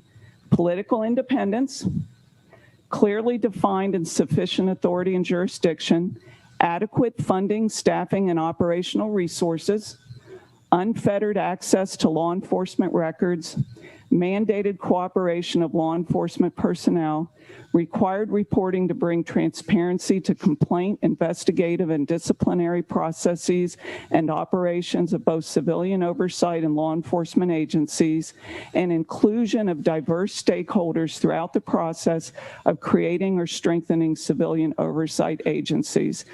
It's a terrific list, and I think we've hit it out of the ballpark with what we've done. Thank you. Thanks, Laura. Okay, any other comments about the Citizen Community Review Board? All right, good. Well, I'm glad we're moving forward. Okay, so the street vendor piece. Okay, so I guess I'll start by highlighting what I said initially. I think there are two issues that face us. One is being responsible around COVID. I'll share, I shared this with Josue. I'm on a future of work group for Rails to Trails Conservancy. And 2 weeks ago, we went around and talked about where everyone was at. So our guy in Milwaukee said, in Milwaukee, we're raging. The masks are gone, people are in bars, it's crazy. Our guy in Baltimore said, we're raging, same thing. So my comment about Yellow Springs is that we're concerned, but raging. And I say that because, you know, even before, you know, the July 2nd expiration, we saw double tables on the sidewalks. We saw like random, like new street vendors setting up in front of the hotel and wherever they wanted. And so, I'm very concerned about, you know, and maybe I'm raging, I don't know, but very concerned about the fact that we just kind of toss that all aside, especially being in New York for a week where even though they are approximately 75% vaccinated, they are still wearing masks. They are still very on top of this. And we know in Ohio, we still haven't hit 50%. So I think at a minimum, what we can do is at least be more responsible about downtown. And I think this is where it makes sense to just not even deal with people setting up on the sidewalk and our current ordinances, but just say, no, we're not going to do this. I think moving forward, we need to have conversations with businesses around like what's responsible in terms of tables and whatnot. And I know Josue has brought this up, but you know, I'm willing to think more about that. The other piece of this that I mentioned is, you know, I've heard people say like, oh, what about that street performer, that street vendor and their like ability to, you know, make a living. But I mean, again, I think we have to respect the concern of our brick and mortars who are telling us that these people are selling the same things. They're not paying property tax. They're probably not paying income tax. And they're also crowding our downtown. So I guess what I'm proposing is, since we couldn't get an ordinance in the mix tonight, is that in the short term, I want our police department to enforce the current ordinance, which says you have to have a permit on public property. If people don't want to get that permit, they can go to Danielle's setup and pay $25 and they've got a spot. But I think, ultimately, not only do we need to address the short-term COVID, I hope short-term COVID issues, but I think in the long term, we need to think about what is appropriate for the village to support and not support. And I think this could relate to businesses being more responsible as well about how they're renting their spaces and what they want to do. I want to speak specifically to, setting up in front of the sculptures, in front of the credit union. The credit union and other businesses have made it clear to me that they want to support the village in making safe spaces and allowing room and whatnot. So, ideas that, they're saying, yeah, you can set up and do whatever you want. That's not the reality. The reality is people aren't really speaking up, but they want to support responsible actions. All right, so I'm going to get off my soapbox, but I don't think we can continue to kick this down the road. So I have a question. Are you talking about vendors and buskers both? And do they both need permits according to our current ordinances? The vendors need permit only if they're selling wares that are not made by them. So the vendors that make their own jewelry, they're able to, there's an exemption in the permitting process for those. All other vendors who would be selling someone else's products, then they are required permits. Of my personal experience that I've seen is that you have vendors making their own jewelry and selling other people's stuff. So there could be sort of a gray area in some of those vendors, folks that are making their jewelry on the spot, but also have products that are made by someone else, whether they're made by another individual artist or mass produce items. Chief is on the line, or he was. Oh. I'm here. He's here. He's on. So that we're more than happy to enforce the permits and the legislation that we have. That's our job, to enforce the law. I think there's been a lot of leeway about those vendors that have the hybrid model, that they make their own jewelry and maybe selling other stuff. So we could have a greater role on making that judgment call on what they're producing, what's not being produced by the individual vendor. Chief, is there anything I missed on that or you want to add? Well, the only concerning factor I have, and forgive me for being off camera, everyone, I'm a little under the weather, is we're not specifically addressing the fact that there are vendors throughout downtown that are on private property. And so that creates some conflict. And I think that, Brian, maybe Josue and I, we can meet and discuss protocol there. So we have a busker, a t-shirt salesperson, and when the vendor that sets up where the sculptures are in front of the credit union, which is actually credit union property, we have conflict. And I'm just speaking frankly, everyone, but when we've had this situation before, I've received messages from some council, trying to help. And so we're a little conflicted as well. The way that we understand this is I won't issue any permits right now, but again, I don't have to if the vendor's on private property. So the area in front of where Wildflower used to be, that is booked up, as you know. We have the new area behind the tavern where Wildflower has now that they're leasing spaces. BP has spaces that they lease. The one concerning vendor that we've all tried to help and we're doing the best we can is the one who sets up in front of the credit union by the sculptures. So there could be some clarity regarding that as far as our protocol.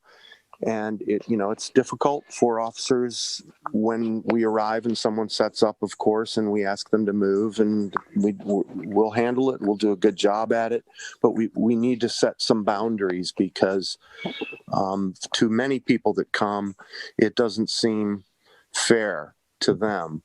And so we're explaining on village property, you have to have a permit unless you're making your own wares, the clause that Josue mentioned. So, I think that maybe some discussion on this as soon as tomorrow would be beneficial for me so I can forward this to the team. I hope that made sense. I think the one vendor that we've had an issue at was the vendor in front of the credit union, where the majority of the business, if not the entire business setup, which is the table and the wares, were off the sidewalk, were on private property. The issue created, people stop in front of it and they're stopping on the sidewalk. So that's blocking the sidewalk. And that was the basis for moving them last time that they were moving. And Rob was here to air his concerns at the previous meeting. But the basis of moving them was that the business was causing the obstruction on the sidewalk because the folks were stopping on the sidewalk as he was transacting with the customers. We still have that going on. That's still an ongoing issue. I witnessed it myself on Saturday. I was here for the Juneteenth event at Carmen Lee, which, by the way, was a great event. I saw that firsthand where, yes, there's some obstruction that happens. Is it consistent all the time? Well, it depends when you're out there observing it. But I did see some of that, and folks stopped, people walked around them, and they moved. They didn't buy anything, just moved, but it still creates an obstruction. So that's the one particular one that's challenging. And we have grounds to relocate them, move them from there because they are obstructing the sidewalk, or they're causing the obstruction blockage of the sidewalk, which is preventing the free flow of pedestrians on the sidewalk. I think you're overstating it. I think you're creating a problem where none exists. Or you need to do uniform enforcement on every single sandwich board, mannequin, bicycle, tie-up.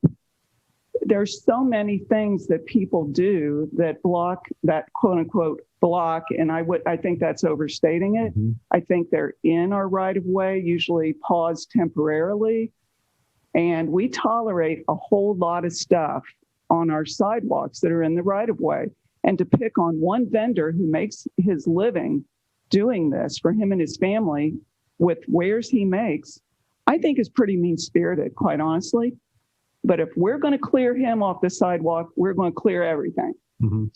I would make a comment on the tables, T-shirts, and sandwich boards. Everything. So you bring up the sandwich boards and the tables, and these, when we started talking about tables being back on the sidewalks, all the folks that requested to put their sandwich boards and their tables back on the sidewalks had permission from Planning Commission. Those folks had submitted in their applications to Planning Commission to have those tables.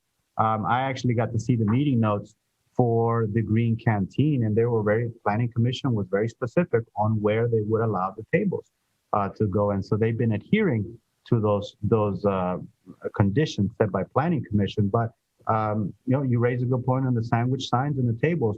Those have been granted through the Planning Commission process. Well, if you want to create, I didn't think so either. But the tables were. Yeah. And some of those tables are on private property, some of them don't, like it currently is. Yeah. But the sandwich board is something that we wanted to add to the sign. And then it kind of got pushed back. Tom's Bench, people's feet in the right of way, Current Cuisine's tables, people's dogs in there. I mean, it just goes on and on. And can we just lighten up and loosen up? And I don't think this coronavirus situation in Greene County, in Yellow Springs, is as big a deal as you're making it, Brian. And I'm literally trying to look up statistics. I really try to follow this. And I'm sure Lisa does too as a nurse. I am not hearing from the health people huge spike, danger, danger, time, and we are not under a health order from Greene County Health District, from the governor. I am not in favor of one single change. Thank you. I feel at a disadvantage because I don't go downtown on the weekend, and I don't go downtown on the weekend, so it's so crowded. I'll sneak in and out of Tom's, and that's it. So, and I am very concerned about the Delta variant thing. And I think this is not an easy issue, but to dismiss it as mean-spirited or whatever, I think is off base. I think all the different concerns need to be looked at. Lisa, do you want to say anything? Yeah, and I'm at a disadvantage because I got dropped from the meeting, and so I didn't hear a chunk of conversation. So I apologize if I'm being repetitive. But in the opening comments, Brian, I heard you talk about a couple of things. One was concerns about COVID. To me, that's separate and legitimate, actually. I am worried about that. Versus enforcing current legislation, which I think we should do, but it doesn't address, for example, like musicians. Like, let's say there's a high school couple of kids playing the guitar in front of Tom's, I mean, they don't have to pay something to the village to do that. And I think that's part of the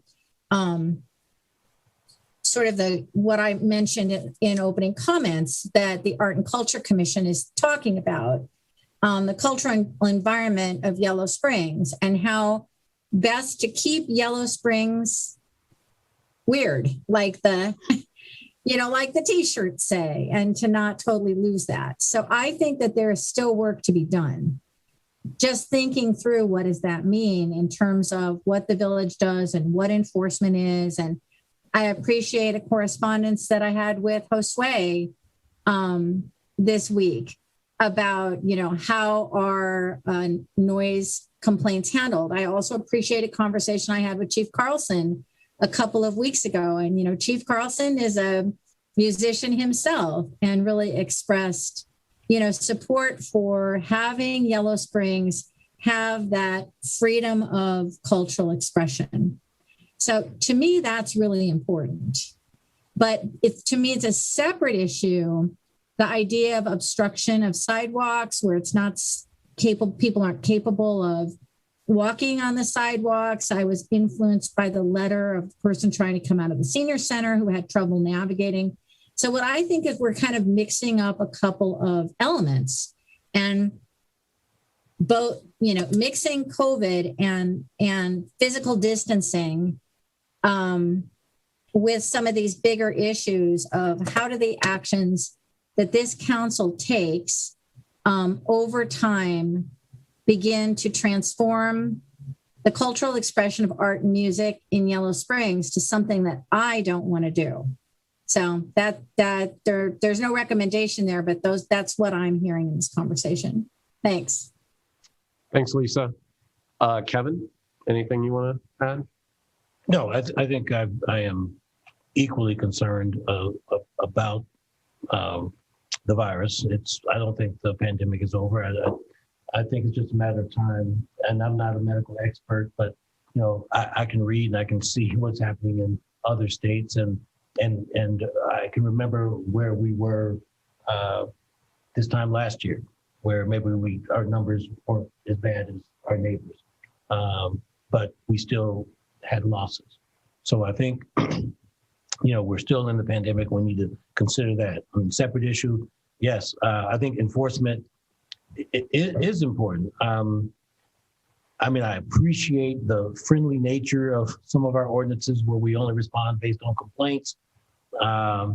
But I think that's where there's probably room for being more consistent, more uniform, more even-handed is just across the board, starting to enforce more, at least to establish a new baseline. So yes, let's enforce the existing ordinances. Remembering all of our village values, of course. So yeah, they're separate issues, but I think we do need to make some changes with respect to being consistent across the board. Yeah, I'll just, I'll highlight, I don't want it to be lost in this discussion that there's also an aspect of, I guess I'll just call it unfair competition. And I've had more and more business owners talk to me about just, this laissez-faire attitude around anybody setting up. So beyond the idea that it is definitely creating safety issues, I don't know. There's a point where I think there's got to be a limit. And, to suggest that Rob can't set up anywhere else. When he was set up in front of Asanda, he was doing great business.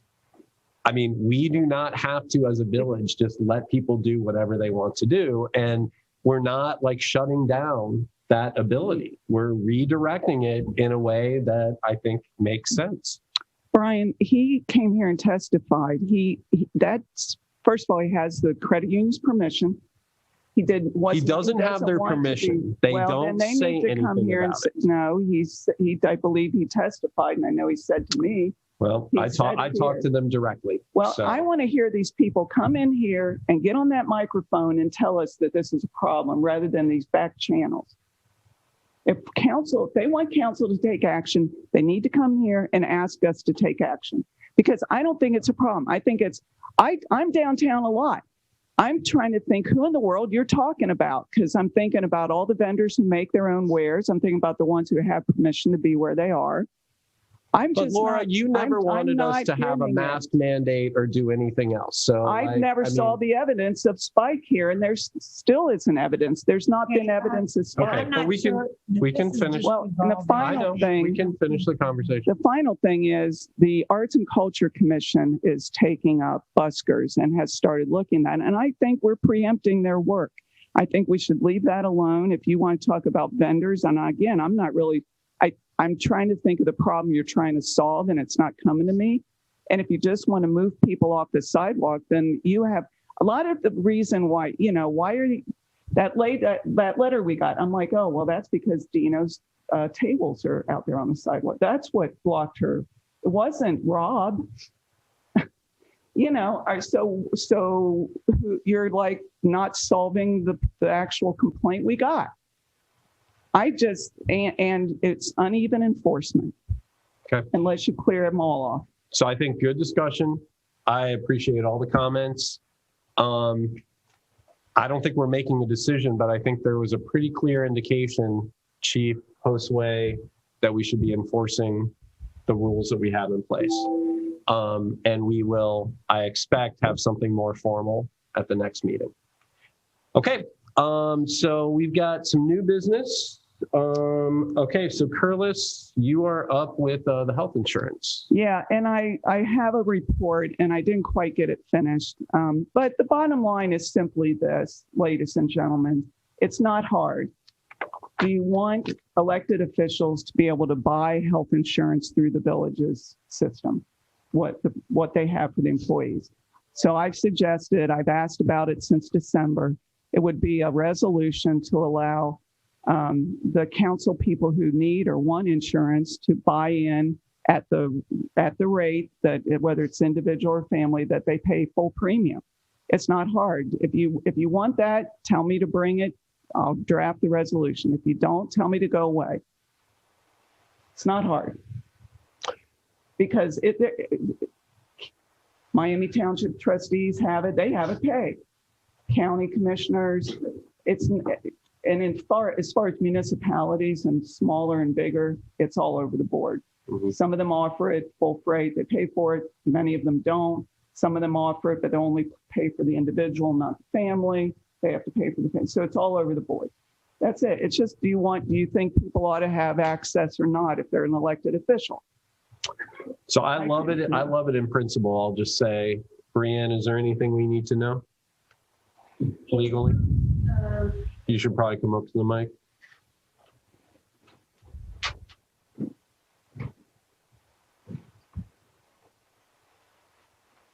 in terms of whether council can act to bring it, there are some logistical challenges. I'll defer to Josue on that because that's an administrative topic.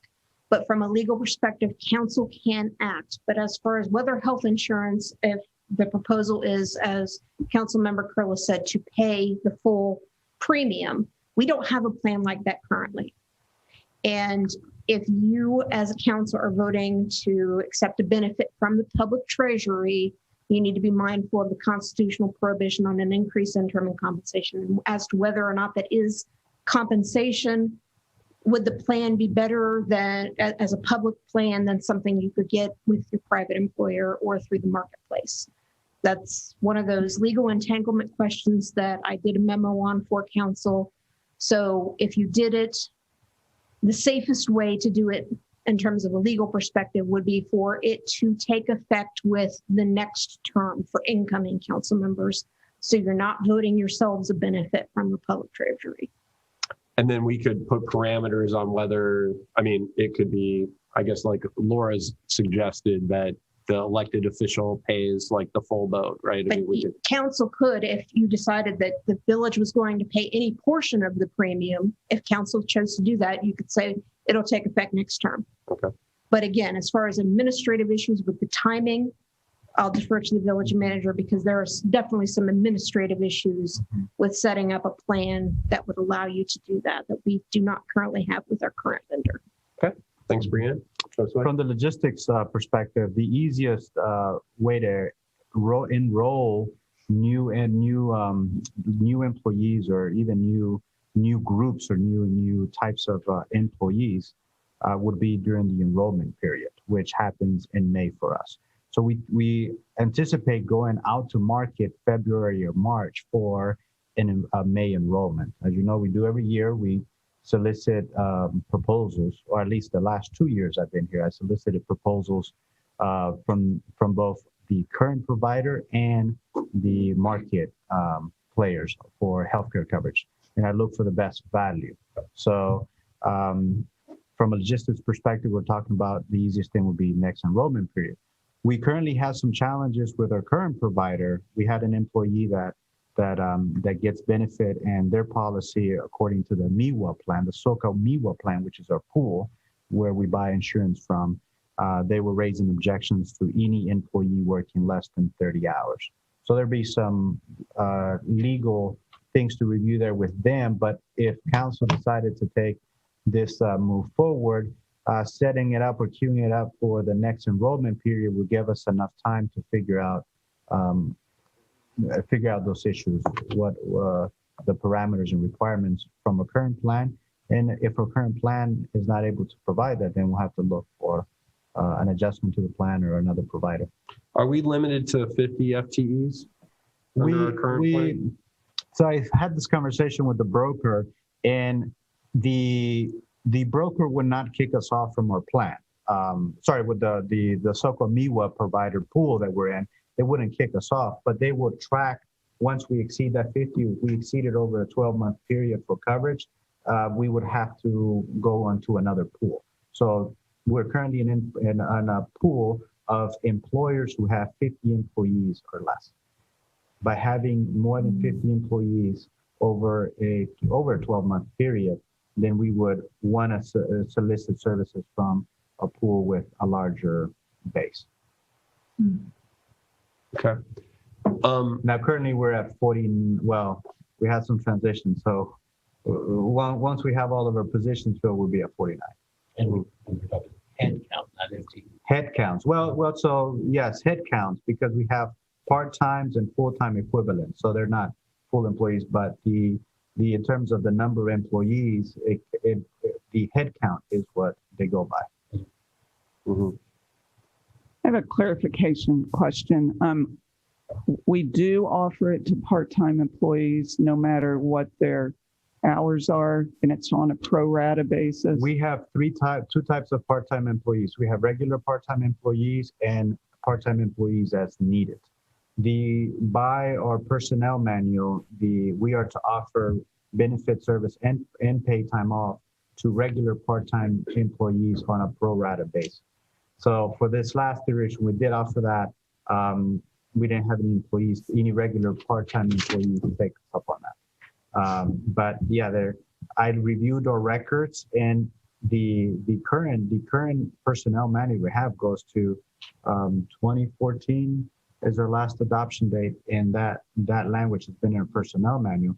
But I couldn't find any record of an employee, regular part-time employee utilizing our health insurance program, and our broker didn't have any information either. So we are offering it, and I committed to following through with what our personnel manual says, because I have to. So if there was an employee that regular part-time employee that requested and wanted to be on it, we would honor it because it is in our personnel manual. Did that answer your question? So do you so when it comes time to enroll people, they get a notice, they come to the meetings, they learn about it, how much it'll cost for them, and then they choose. We did an outreach to the part-time employees, all the part-time employees last enrollment period. So we anticipate doing the same next year. Lisa, did you have a question or comment, or? Well, I agree that the right time for this would be at the beginning of the next term and with our next enrollment cycle. I've worked in the area of healthcare and healthcare insurance for a long time, and I'm very sensitive that here in the United States, many of us are held captive by our employers because of affordable health insurance for families. And I do believe that we are considering as a council actions that will create a possibility that a more diverse group of people might run for council. And if the ability to buy into health insurance was an attractor, I think that would be a great thing. So I understand how actuarial tables work. I understand how those surveys go out and everything. But I think if we don't start moving forward with conversations about it now, we'll miss the boat on the next cycle. So I encourage that we march forward with this and figure out if it's possible so that when people are putting in their petitions to run again, they know that we're talking about this. Thank you. Thanks. So I think the only thing that I need to know at this point is what it means to be in a pool of 50 plus versus 50 or less, so that we make a fiscally responsible decision. But otherwise it makes sense to me, based on what Laura and Lisa have advocated. So anything else? Just the timeline would be before, if it was going to take effect January 1, we need to pass it in October, by October. But Marianne, you have a different? No, I would not support something that ended up being more expensive for that reason, or at least I would be concerned about that. It's not something I myself would be taking advantage of. Right. Well, and so that's the same point that I was trying to make too. Kevin, anything? I agree. I echo, and I think the administrative stuff, hopefully we'll have to handle, and we'll see a proposal and go from there. Okay. All right. Cool. So are we at the manager's report? Oh no, I'm sorry. Black Lives Matter banner. Okay. All right, so I will start this conversation by saying, I had some outreach about the banner. I expressed that it was unfortunate that the Black Lives Matter banner was not up for the 4th of July parade. And this is what kind of led to my earlier comment about how I think this is not just about a fair banner schedule, but there's more policy and intentionality around what's up when. And there's some obvious things, like obviously we're going to have the YS Pride banner up for the YS Pride event. All right. We're going to have the street fair banner up for street fair. But that being said, I do agree with the idea that that we should be more thoughtful about what banners are up when. So that's my contribution. And I would like to add some clarification. Prior to us making any changes to the Black Lives Matter banner, the first conversation we had was around the wall habitat when we were setting that up. And we were very intentional about having the conversation with next steps and how we will manage that. So we're able to keep the Black Lives Matter banner up front for what I think was a period of 9 months from September through June, when we put up the Pride banner. So we kept it up for a amount of time, and then we just went back to our rotation schedule, which will put us putting Pride, and then based on our schedule, we had kindness. Art on the Lawn is scheduled for July 26th through August 16th. Then we have on the schedule the Black Lives Matter right in between before Street Fair, which is scheduled for October.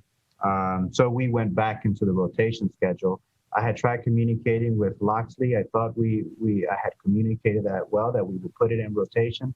And this was prior to the recent concerns about removing the banner. I had expressed the commitment, hey, we'll put it back on rotation. So we have it in plan for rotation.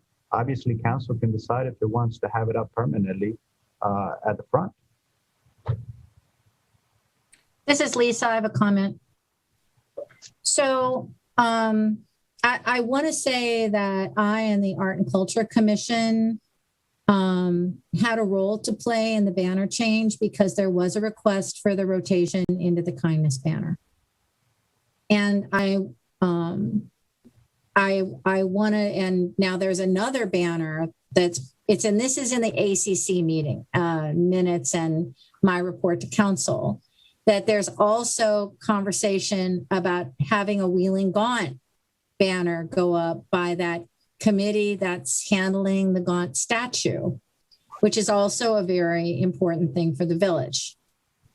So I just want to say that putting up kindness was not just an arbitrary and capricious act by the village team or anyone at all, and that the ACC has been talking about banners. So, so I want to apologize if that has been offensive to our community. The other thing is, I understand that comments were made that the village council was not responding to communications about getting the Black Lives Matter banner back up. Josue has spoken to me about this, so I know that he's had conversations, and no one has tried to contact me. And I'm very reachable even when I'm traveling. And so I would like to see the Black Lives Matter banner back up. So one thing I wonder about is there a third banner location on Dayton Street? Is it possible to get another banner up and to inaugurate the Black Lives Matter banner in that location? Lisa, I appreciate your comment about the kindness banner, because we do our jobs and we go about doing our jobs, and when we get criticized, we take it on the chin and move on. So I appreciate you jumping in on that. In terms of your question about a third location, anything's possible. What is it that we want to do? We can engineer to anything. We evaluate the cost and put a plan together. So we certainly have polls that they can go on. There are challenges, as there are with anything else. There are staff time and resources, such as bucket trucks and equipment, that need to be allocated for any banner going up and maintaining a third location, if we're talking about maintaining a third location. So it's all possible. I think we need to evaluate the cost, and is that something within the vision of what council wants to see done in terms of our airspace. I think Brian, you introduced the conversation talking about the policy, right? These banners came about by promoting the town as a tool to promote the town. And with Lisa's leadership in the ACC, we've now introduced these other concepts about speaking to the values of the community, and they're thought-provoking. Kindness. I have several conversations about the space between kindness, and it's certainly a conversation starter, but it also raises the issue about the things we care about. So from a policy perspective, it has become more than a airspace for us to advertise and promote the town. And so as we move into another iteration of promoting Yellow Springs value. What is the next iteration, and what does that look like from a support structure? One of the conversations that I've had in the team is, there were certain criticism, and I think at the recent manifestation of protest or lecture speakers, the topic came up about who makes the decision. We have a process. We put up a banner 30 days, and we have sort of a already established basis of what goes up. We haven't had necessarily a public application process because they're very limited in scope. So once we start expanding the banner, what are we going to do from a policy perspective? Would we do away with the 30 days? How do we manage or review applications for banner? Because whatever we have to do it in a process that's fair, equitable, and all those things. So one of the suggestions I have is, well, if there's interest in having a body that's going to review this, it doesn't have to be our office or my office that is receiving the banners and reviewing every banner and making a decision. We can set a set of guidelines and policies which would adhere, and that could either run by office or run by a commission. Well, what if the Arts and Culture Commission were to work with staff to create a suggested policy around the banners, so that, one, there's a policy and there's some information about the financial implications. But if you keep a banner up longer, then, most of the work is putting up and taking down. So if something's up longer, then it's less work, I assume. But anyway, I would suggest that the Arts and Culture Commission take that on and work with staff and come back with a recommendation. And I was going to say something similar to that. Lisa, you asked the question about a third location, and I would add to Mary Ann's comments that, in the spirit of all things Arts and Culture Commission, make some proposals about, the entire rotation, a third location, or additional location, what might be permanent, what goes in rotation. But there's lots of potential moving parts. But I think, and I'm not trying to dump on ACC. I just think you guys have been integral to the process, and you all bring something to the discussion. So I think I'd welcome some suggestions that y'all might have that I probably wouldn't think of myself. Well, we're glad to do that. As you can see by our minutes and my report to council, we're already talking about it. Yep. So what I would request from staff now is that between now and our meeting on September 1st, I would like some recommendations about feasibility and cost for installing a new banner location on Dayton Street. Because ACC can talk about that until we're blue in the face, but we might get it wrong and be like, no, won't go there. So I trust the team, and I would like some recommendations and a cost, and that will help us to make a decision and bring a recommendation back to council with some ideas for September. And that would be really helpful. We'll continue to talk about it. Josue's line of communication with me on this is wonderful. Johnny has always been fabulous with his team in all things banner.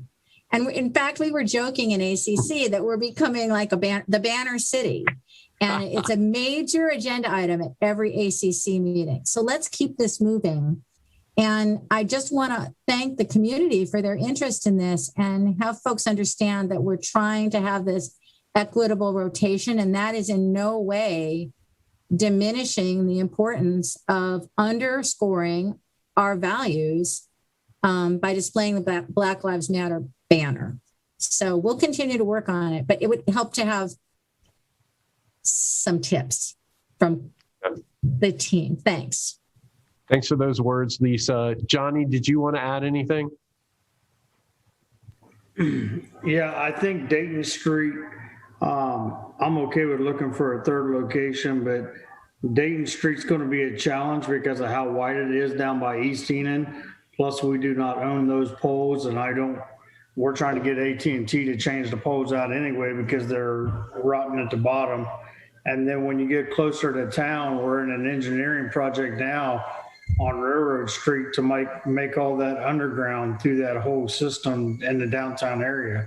So I will get with the team and see where we can think of. I was also thinking maybe Corey Street down by Antioch somewhere for the people on the bike path area as well.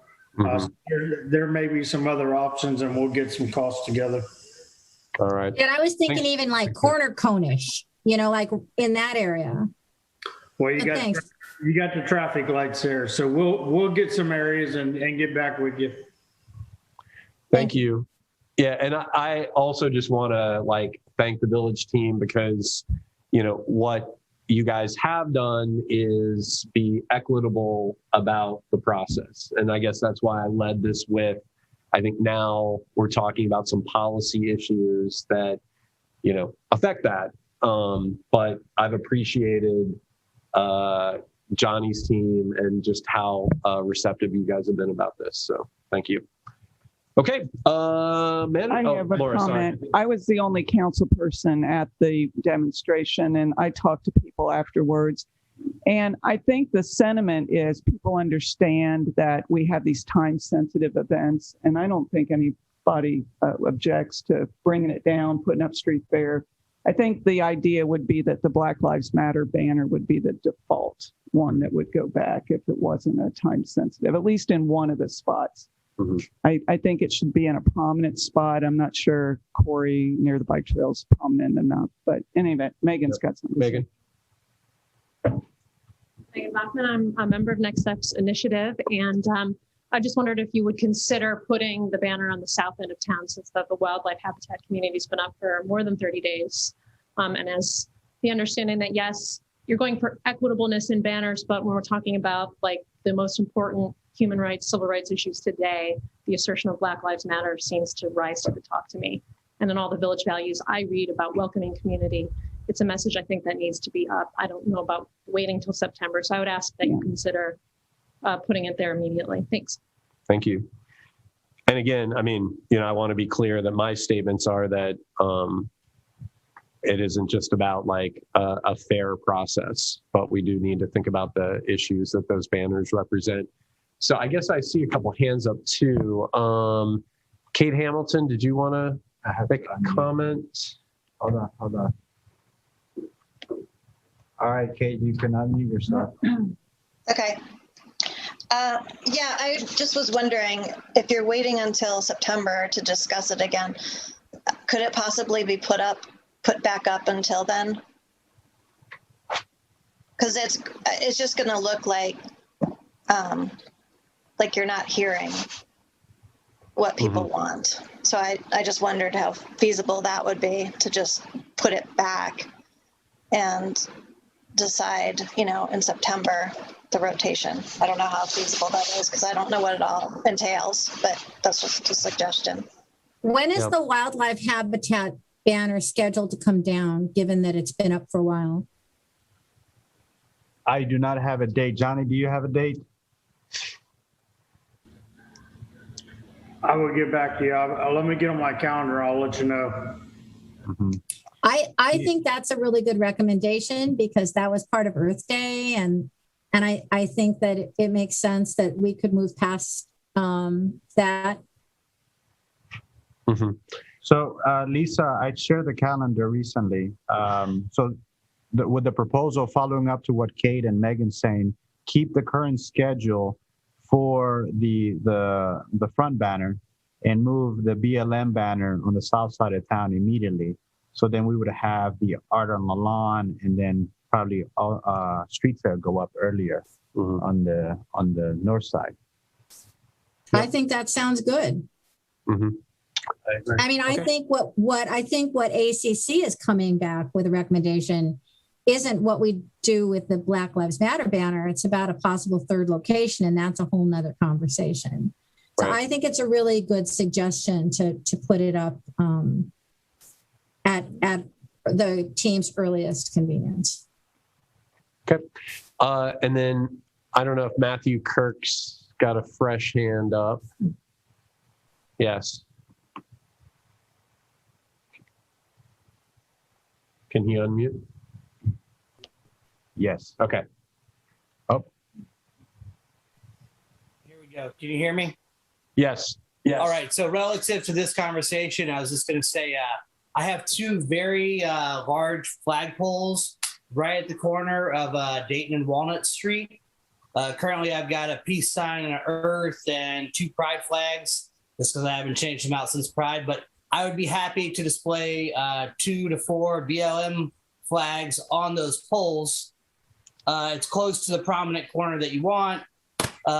Maybe that's just kind of I know it's not a public solution, but we can work together on that. All right. Thanks, Matthew. All right. Thanks, Matthew. Yeah. Yep. Yeah. And also thanks for taking on the corner cone. Okay. Great discussion. Manager's report. all right. Dane Street, we're going to have that closure. I think that's the big one for today's meeting.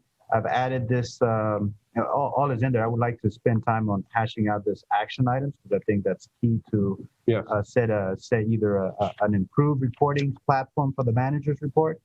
And then I had some questions that you brought up earlier, which were block parties. Wow, that's the only one I have.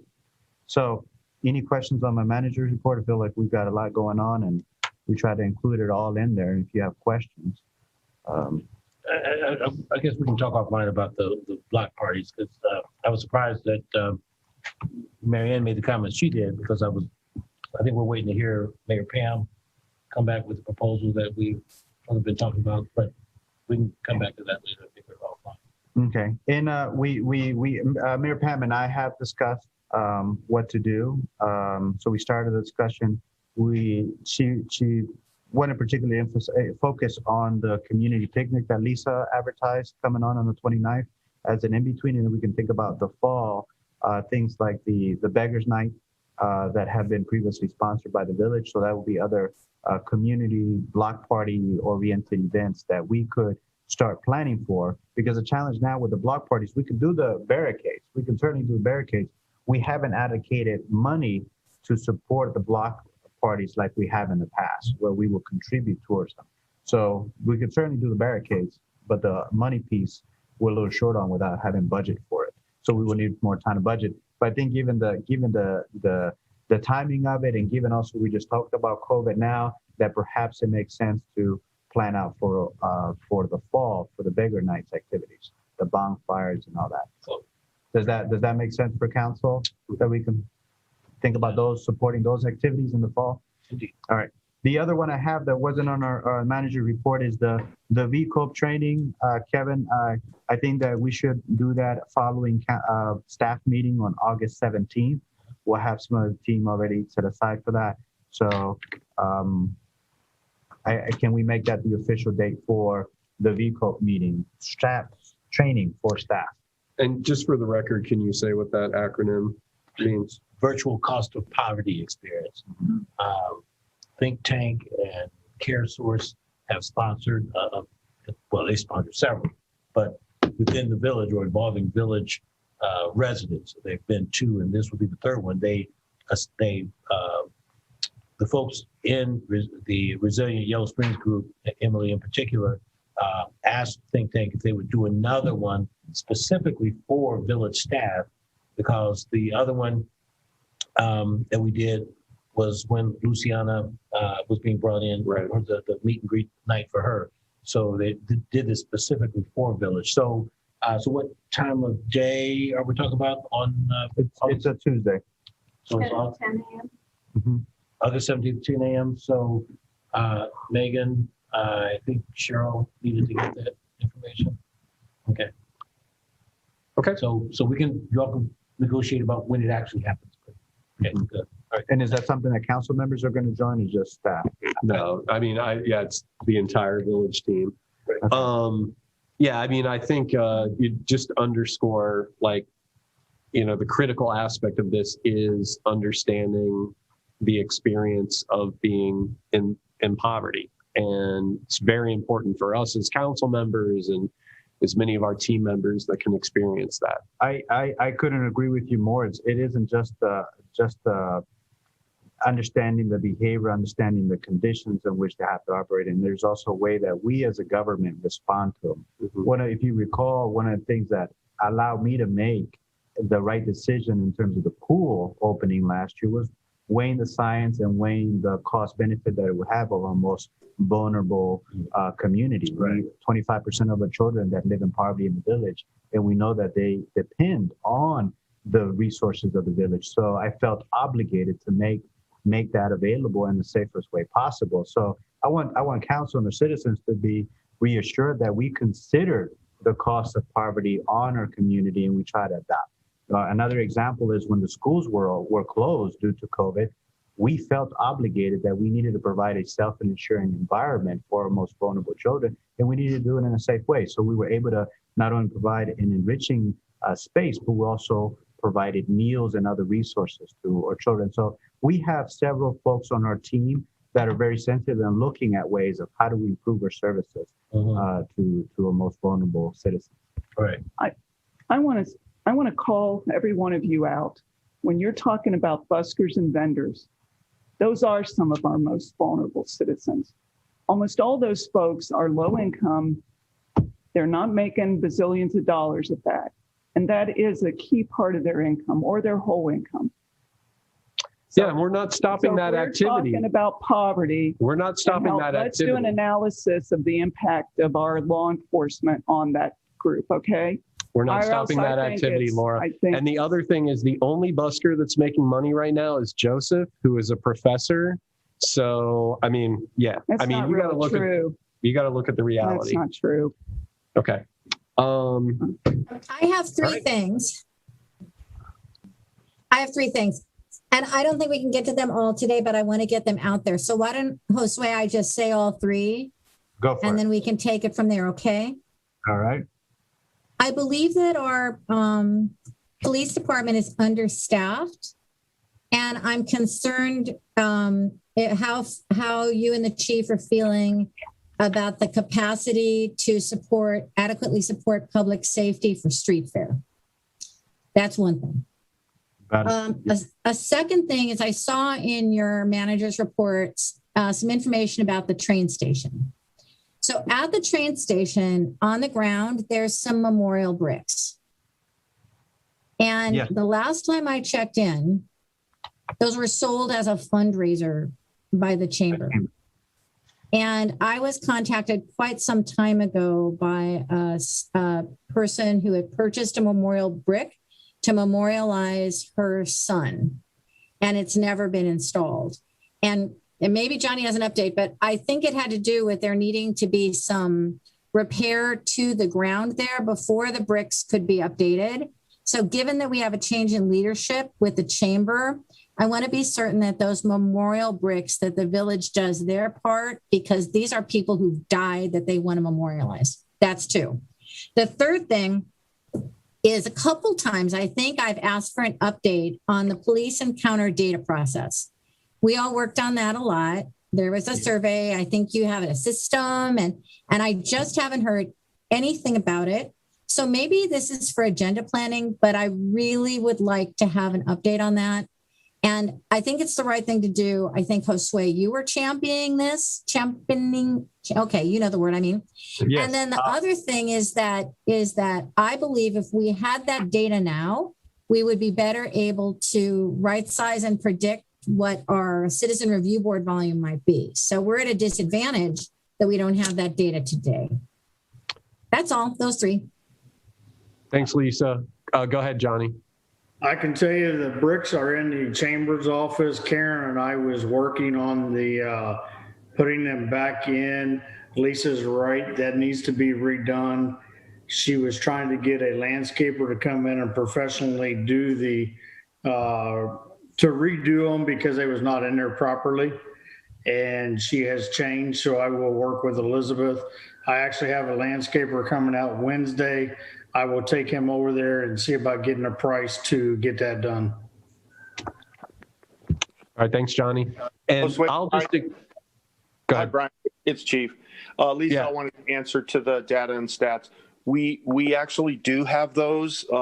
That is not Josue's fault. My understanding was August 1st, we were going to produce all of those, which we can, in addition to the program that was started regarding sending people letters for vehicular faults. And I can put those together and have them for you tomorrow, if that would help, Lisa. Yeah, that sounds good, Chief. I'd like to see that as well. I mean, that kind of, segues into what I mentioned at the beginning of the meeting about having the action items, because, my thought, I listed some things like the encounter data, how, responses for addressing motorcycle noise, some of those things that, we wanted to, follow up on and report out to citizens. Lately, I've heard a lot about what are we doing with the lodging tax and things like that. So I've got, 6 or so items that on the top of my head, but I think that would be a good way to kind of structure some of that follow-up. Okay, yeah, that'd be great. We'll add it to a page or part of the report. And there are things that we follow up on. For us, it's we're doing our job, we check off. For example, the door knockers. Yeah. We said we're going to do the door knockers. We walked it on High Street. And Mitzi Miller came in today and said, thank you, it's working. Yeah. So we also got some complaints that we might be overstepping because they're overstepping on the sidewalk. So, we're doing these things that we just check off and we go on. So. Yeah, and I think that's a great thing, like you said, like to be able to just even see, like, hey, we did that. So so we'll work on that. Cool. So we're going to have a list of action items, and who is going to be tracking that? I think they'll be in the manager. I was going to vote for Judy. Oh, I think we just keep it part of the manager's report and just keep it at the bottom. Like, we'll just keep it ongoing on the manager's Unless report. there are But things it's that not council would just- like to do. It's not I will just add for them to you. those. Action items might not just be for you. Oh, well, I'm responsible for what's in the administration. So, and that's part of the That's what manager's I'm report. talking about. Action items are here. Yes, everything that's legislation, resolution, council business goes on that agenda. So I think we're talking about manager's report, right, Brian? I think so. Okay. And obviously there are things that I provide support on things that are council items, if you need. Well, like forecasting. we have vacant properties. That was something. Is that manager? Is that council? The vacant property, that's a new one, but I would say that falls under similar to where we have the parking audit. That's one of those projects that, we're going to get to. Commission. We just need to So get to. I think that we need to have a place where this is, not just the managers. Judy didn't jump up in the air. No, if council doesn't say we will allot time at a meeting to discuss this issue, then it doesn't go here. But if you say Well, we'll it's a discuss that parking lot issue in kind of thing. September, then Josue knows I have to gather that data for that September discussion. Otherwise, it's you saying, we need these following things done. Josue, let us know when they're done. If they're still in process, what's going on with them. So there is a separation between what council sets up and says we want. Except what Marianne just mentioned is like several things that we talked about tonight that are on planning commissions And they don't, action item list. I would say a parking lot. So it's not, we could put them on. I don't think you can just say, we're making planning commission do that. Yeah. What you can say is, we'd like to schedule a joint meeting with planning commission, which you have requested, and then that becomes either their agenda item or your agenda item. But there's getting to be some bleed over where council says, we want these things accomplished, and then you sort of get into it and realize, oh, that's actually needing to jump to planning commission. So I think the joint meeting is a great idea, because we can't just, if we put it on council's agenda right now, I think you may overstep into planning commission's territory.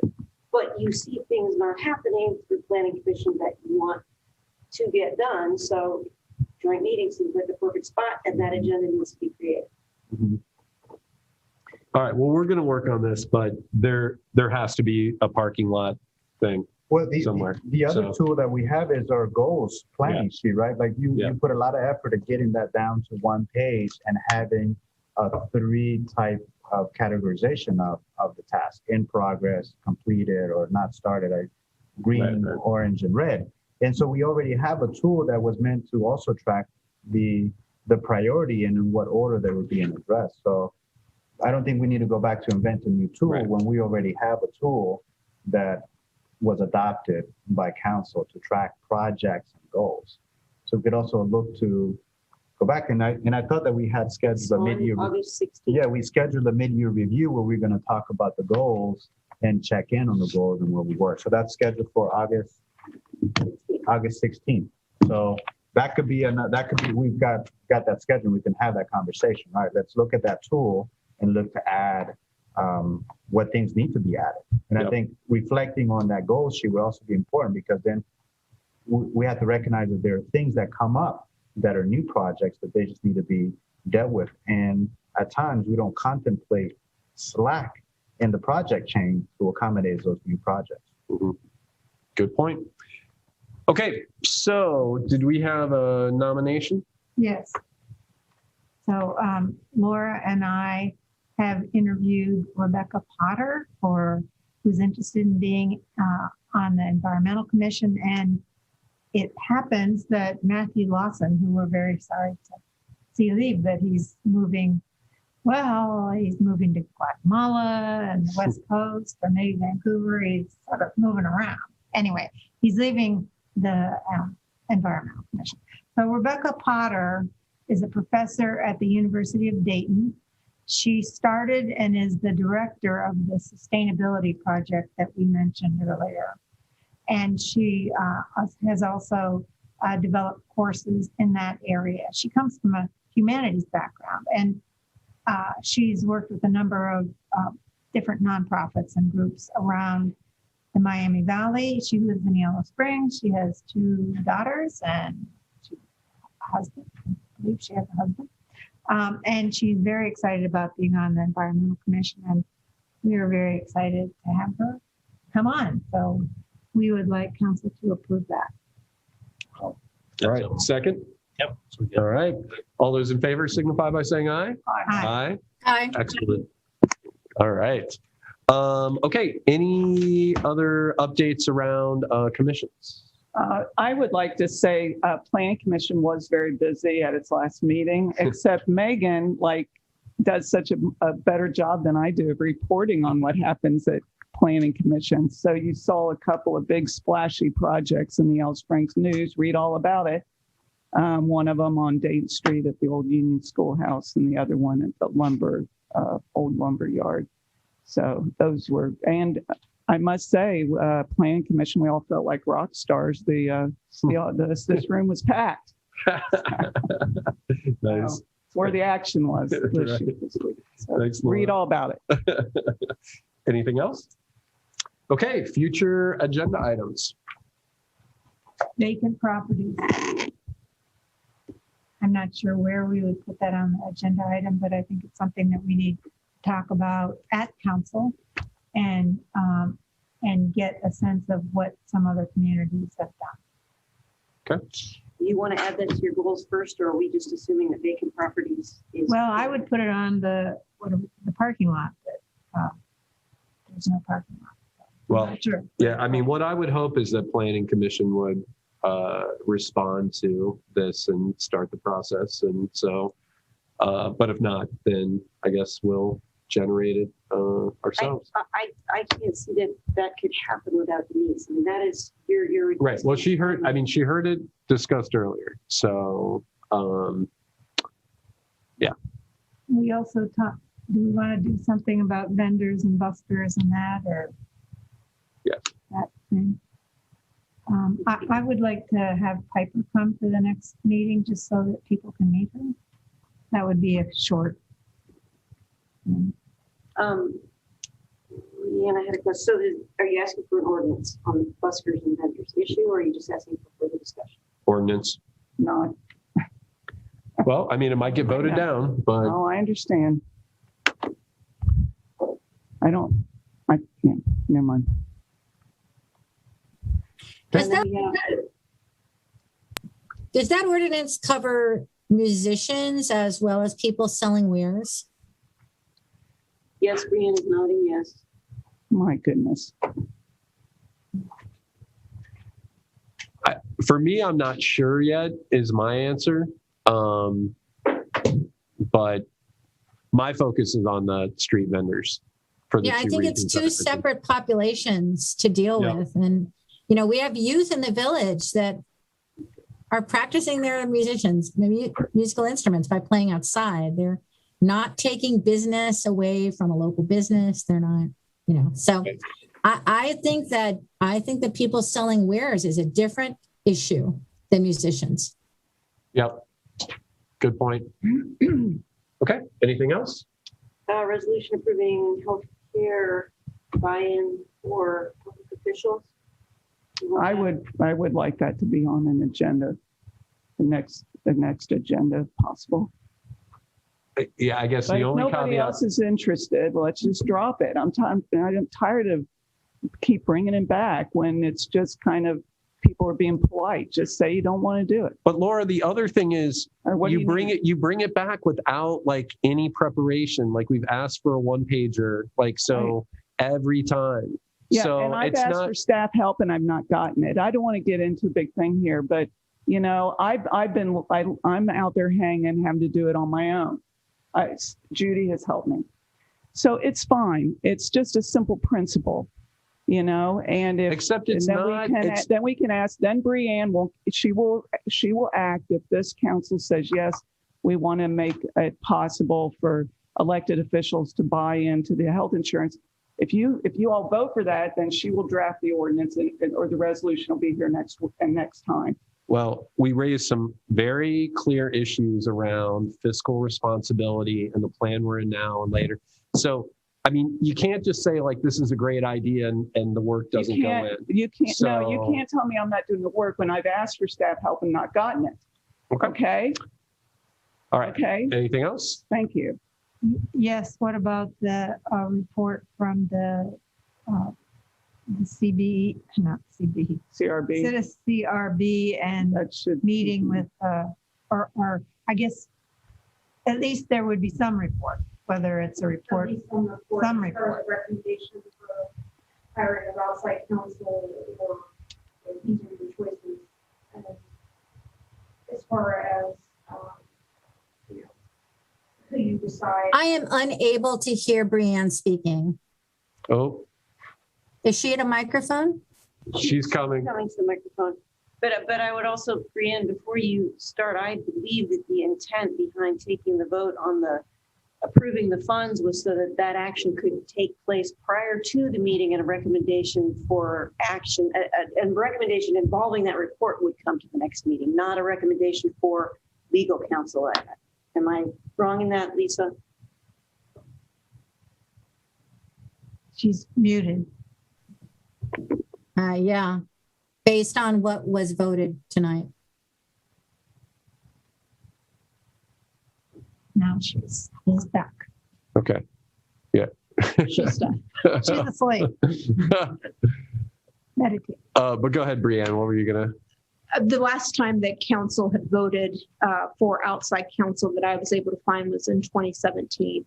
And it was done by resolution, basically saying we're going to authorize the village manager to enter a contract with X attorney for this particular project. That was after the New Year's Eve incident. Okay. Well, I will also say that was a much steeper price tag. That was, Yes. But that was the last time I was able to find an ordinance that council said we are going to authorize outside counsel for a particular task. Well, my understanding or my recommendation or understanding or whatever is that you will make a recommendation and that Laura and Lisa will, or maybe you, I don't know, whomever is going to take the documentation to that person or persons and get that information, and that it doesn't have to come back to council for us to approve whomever that person is. You've authorized an expenditure. Yes. Mm-hmm. Yes. Mm-hmm. So I think in both of these cases, if they're ready for the August 16th meeting, then they'll be on the agenda. And if they're not, then they'll be on a future agenda. So, okay. You want the update on police encounter data? Yes. Okay. Anything else? All right. I will entertain a motion to adjourn. Hallelujah. I second. Okay, all those in favor signify by saying aye. Aye. Aye. All right. All right. Thanks, everyone. Are there two?